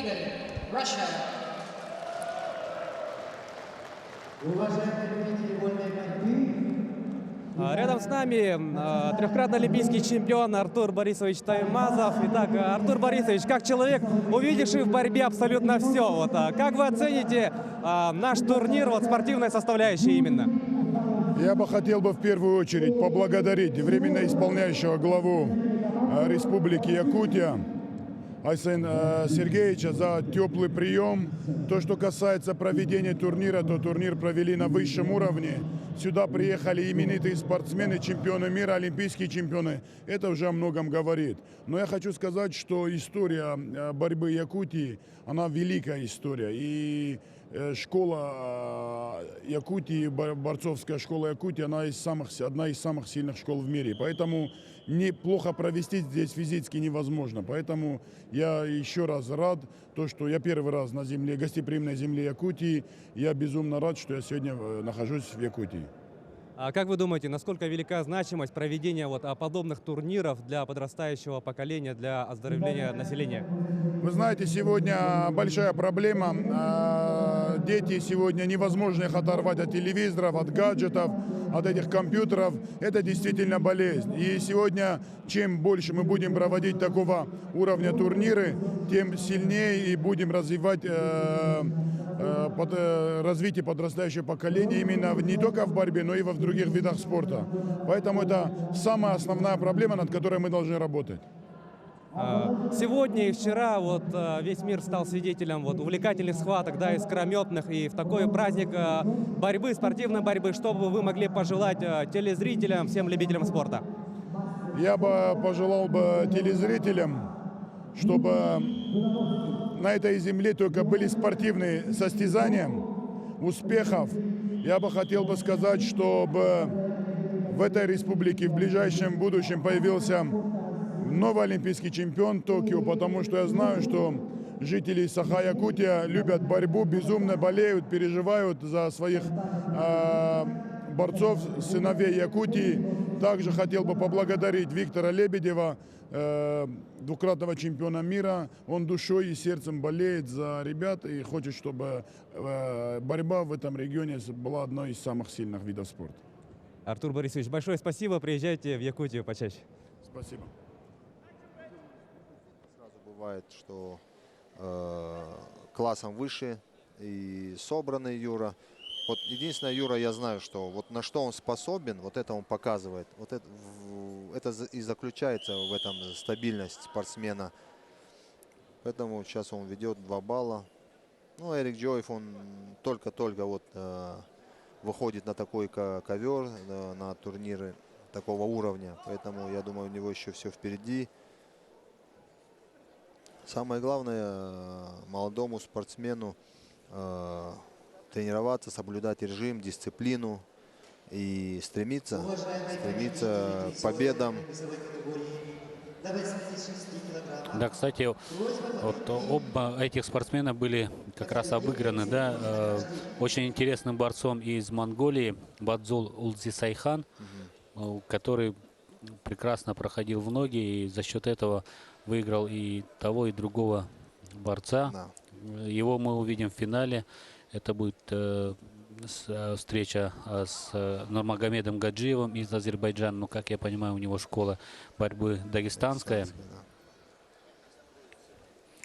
Ну, монгольский спортсмен, он тоже там немало уже борется по времени и имеет за собой, там, за спиной немало международных турниров. Там в Монголии недавно был турнир международный. Он там выиграл, одержал победу. Поэтому он с опытом. Просто так выйти его обыграть, конечно, это будет не так легко. Азербайджанскому спортсмену, который также представитель, да, там, дагестанской школы борьбы. Ну, дагестанская школа борьбы, она одна из лучших в России, но и в мире, потому что там немало олимпийских чемпионов, чемпионов мира, такая тоже школа с большими традициями. Поэтому мы посмотрим на сегодняшний день, кто выиграет, чья школа, дагестанская или монгольская. Поэтому, ну, пожелаем удачи обоим спортсменам, пусть победит сильнейший. Гаджиев, я знаю, он также чемпион Азии. И вот сейчас будут в его весе в Азербайджане еще есть Алборов, который недавно на Яшар-Дугу выиграл Кайла Снайдера с такой, там 3-3 у них очень серьезная, сильная схватка была, но все-таки обыграл он его. И у них сейчас будет решаться, кого будут ставить на чемпионат мира, кстати, тоже в Будапеште. Поэтому вот эти турниры, в принципе, они смотрят главный тренер Азербайджана, там тренерский штаб, поэтому они будут решать, кого лучше, кто отборется, кто лучше борется на международных турнирах. В личной встрече, да, там, я, насколько знаю, Гаджиев выиграл Алборова, но они смотрят именно кто как лучше, ну, на международных турнирах, да. Ну, кстати, вспомнили Кайла Снайдера, который сегодня, да, лидер в таких весах 97, да, и И встреча, конечно, его, и одна из самых ожидаемых, да, и Садулаева Абдулрашида. Как вы думаете, вот на чемпионате, наверное, уже потом на Олимпийских играх, скорее всего, эти два лидера мировых могут встретиться? Ну, на сегодняшний день вот чемпионат мира, да, планируется в Будапеште очень скоро. Прошлый чемпионат, в прошлом чемпионате мира выиграл Снайдер. Ну, как раз Абдулрашид Садулаев, он перешел с 86 килограмм, поэтому ему, конечно, не хватило мощи. На сегодняшний день чемпионат России показало, что Садулаев он набрал в мощи, он обыграл Байцаева, новоиспеченного чемпиона Европы. Ну, я скажу так, что убедительная победа была, поэтому это лишний раз показывает, что Абдулрашид Садулаев набрал и в мощи, и физически. Поэтому я думаю, на сегодняшний день у Садулаева есть все шансы, чтобы взять матч-реванш у Снайдера. Ну и Снайдер, мы все знаем, он лидер в этой весовой категории. Он очень такой парень стабильный, физически крепкий. Постоянно там ведет страницу, он всегда выкладывает, да, какие веса он тянет. Он, наверное, хочет нагнать жути на своих соперников, да, что вот я такой мощный, да, сломаю всех. Но посмотрим. Я думаю, что я знаю, что у Садулаева более борьба, она интересная, и арсенал приемов у него гораздо больше, богаче, и да, шире, и богаче, да, чем у Снайдера. Поэтому посмотрим.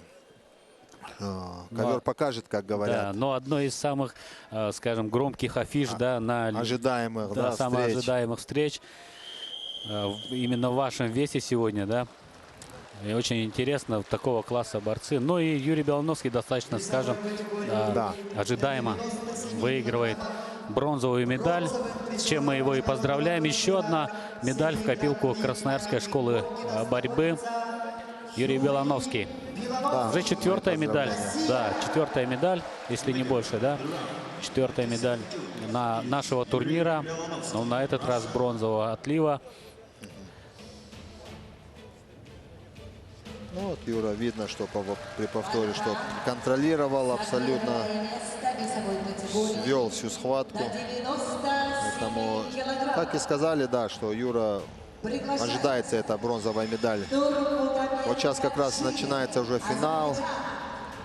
Вызывают азербайджанского спортсмена. Думаю, схватка тоже будет напряженная. Вот видно, что вот выходит азербайджанский спортсмен, такой настроенный, заряженный. Парень такой тоже с характером, такой жесткий. Посмотрим, что предпримет монгольский спортсмен, насколько настроен.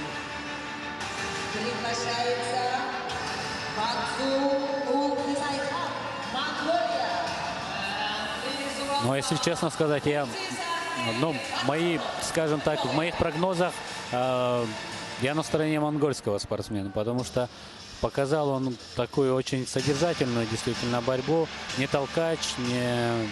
Ну, для этого веса он такой, ну и подвижный, да, и подвижный, борется. И сильный, физически тоже очень мощный. Это видно, да, тоже. И характер тоже есть, мы видели. Да. Но посмотрим. Вот я смотрю, очень сильные ноги у него. Видимо, он много времени уделяет ногам, потому что, я считаю, ноги — это основа борьбы. Все с ног идет. Поэтому, ну, и у Гаджиева тоже очень серьезные, там, сильные ноги. Поэтому сейчас будем смотреть, чья подготовка лучше, да. Это заключительная схватка второго соревновательного дня нашего, первых финалов. 97 килограммов. Азербайджан и Монголия. Но монгольские борцы, еще раз надо повториться, что просто отлично выступают на нашем турнире. Очень много финалов с участием монгольских спортсменов. И вот один из них — Олзис Айхан. Да, Унжи Саяхан, он, как говорили, такой очень опытный спортсмен, мало ошибается, что его как бы делает таким опытным. И хорошо борется с иностранцами. Его соперник в синем трико. Вот у него такая, он может в любой момент, в принципе, провести прием. Там, и не односторонний борец, не прямолинейный. Бронзовый призер международного И с характером, конечно. Вот сейчас, видите, оба низкую стойку встали. Потому что Гаджиев, мне кажется, ждет просто этого прохода, поэтому он защищается и вот в такой стойке встречает соперника. Они оба ждут. Они ждут, потому что вот кто поведет, тот уже у него будет преимущество. Потому что оба спортсмена, они, у них не бывает много баллов там, если такая борьба равная. Поэтому здесь больше тактика играет. Кто кого обыграет. Ну и первые 30 секунд отсчитывает монгольскому спортсмену. Там около 20 остается. Сейчас он попытается атаковать, но сложно, наверное, будет. Но опять же, вот эти предупреждения, балл с предупреждением, это тоже, если ты первым получил, это скорее даже может быть иногда на пользу, пойти.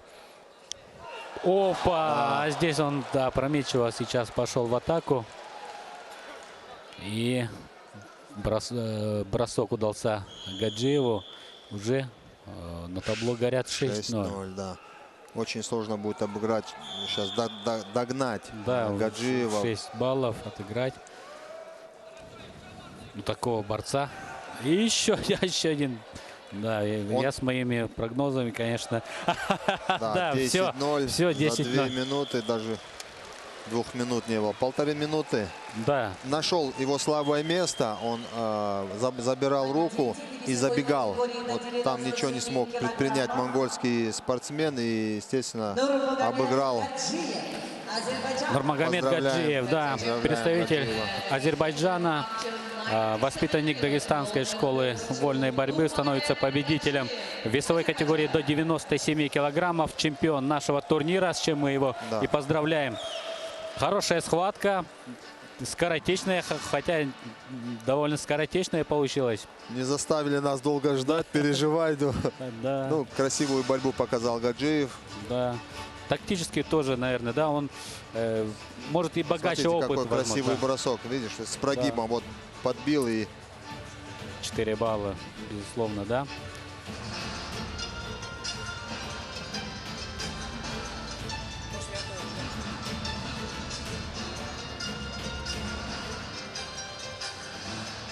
Да, мы с вами увидели 5 финальных схваток, за золотую медаль, ну и, конечно, за бронзу, которые тоже, мне кажется, получились отличными. Вот какая из схваток вам, скажем так, больше всего понравилась? Наверное, все-таки схватка Сучкова с Чамизо, потому что такая интересная была схватка, зрелищная, эмоциональная, вот прямо вот достойная, прямо красивая борьба. Я за красивый спорт, за красивую борьбу, поэтому ребята показали эту борьбу, эти эмоции, ощущения. Спасибо всем участникам, кто показал красивую борьбу. Да, ну и в других весах, тоже были очень интересные схватки. Мы видели, что наши 2 якутских борца выиграли в свои финалы. Тоже небольшой комментарий из уст олимпийского чемпиона. Да, кстати, хотелось отметить этих ребят. Да, то, что и Рассадин очень хорошую, красивую борьбу показал. И с чем я его поздравляю. Поэтому и 57 килограмм. Ариан Тютлин. Да, Ариан он за выход в финал. И другие схватки, ярко. Я бы, наверное, не по результату, но и по борьбе отметил бы его. Потому что он такие приемы проводил, такую технику показал, что на самом деле очень сильно вот прямо порадовал своей борьбой. Потому что люди приходят, чтобы увидеть зрелищную борьбу. Не просто там, когда спортсмены толкаются, там балл в балл идут. Да, есть, конечно, такие схватки, но они все равно бывают напряженные. Да, там у 2 хороших спортсмена, там много баллов не может быть. Но видно, что это напряжение, там оно существует. А здесь именно он такую, японца он выиграл 10-0, ну просто японец даже не понял, что произошло. Да. Поэтому спасибо им за такую яркую, красивую борьбу. Да, спасибо вам, Хаджимурат, за ваш комментарий, за ваше экспертное мнение, которое, я думаю, что украсило тоже наши финальные схватки. И будем надеяться, что увидимся с вами и в третий, заключительный день наших соревнований. Да, и вам спасибо, спасибо зрителям, что пришли, поддержали, и те, кто смотрели. Всем хорошего вечера. Я сейчас пойду награжу свою весовую категорию. Да, не будем и до новых встреч. Да, спасибо. Не будем задерживать. Еще раз спасибо. Да, и ждем вас завтра тоже. Спасибо.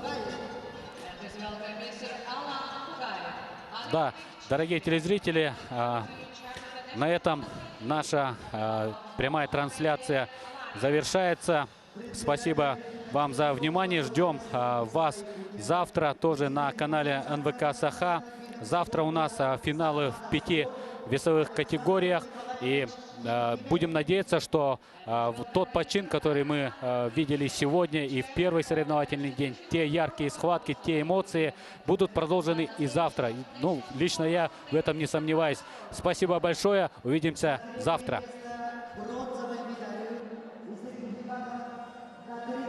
Награждается Саслан Цоев, Россия.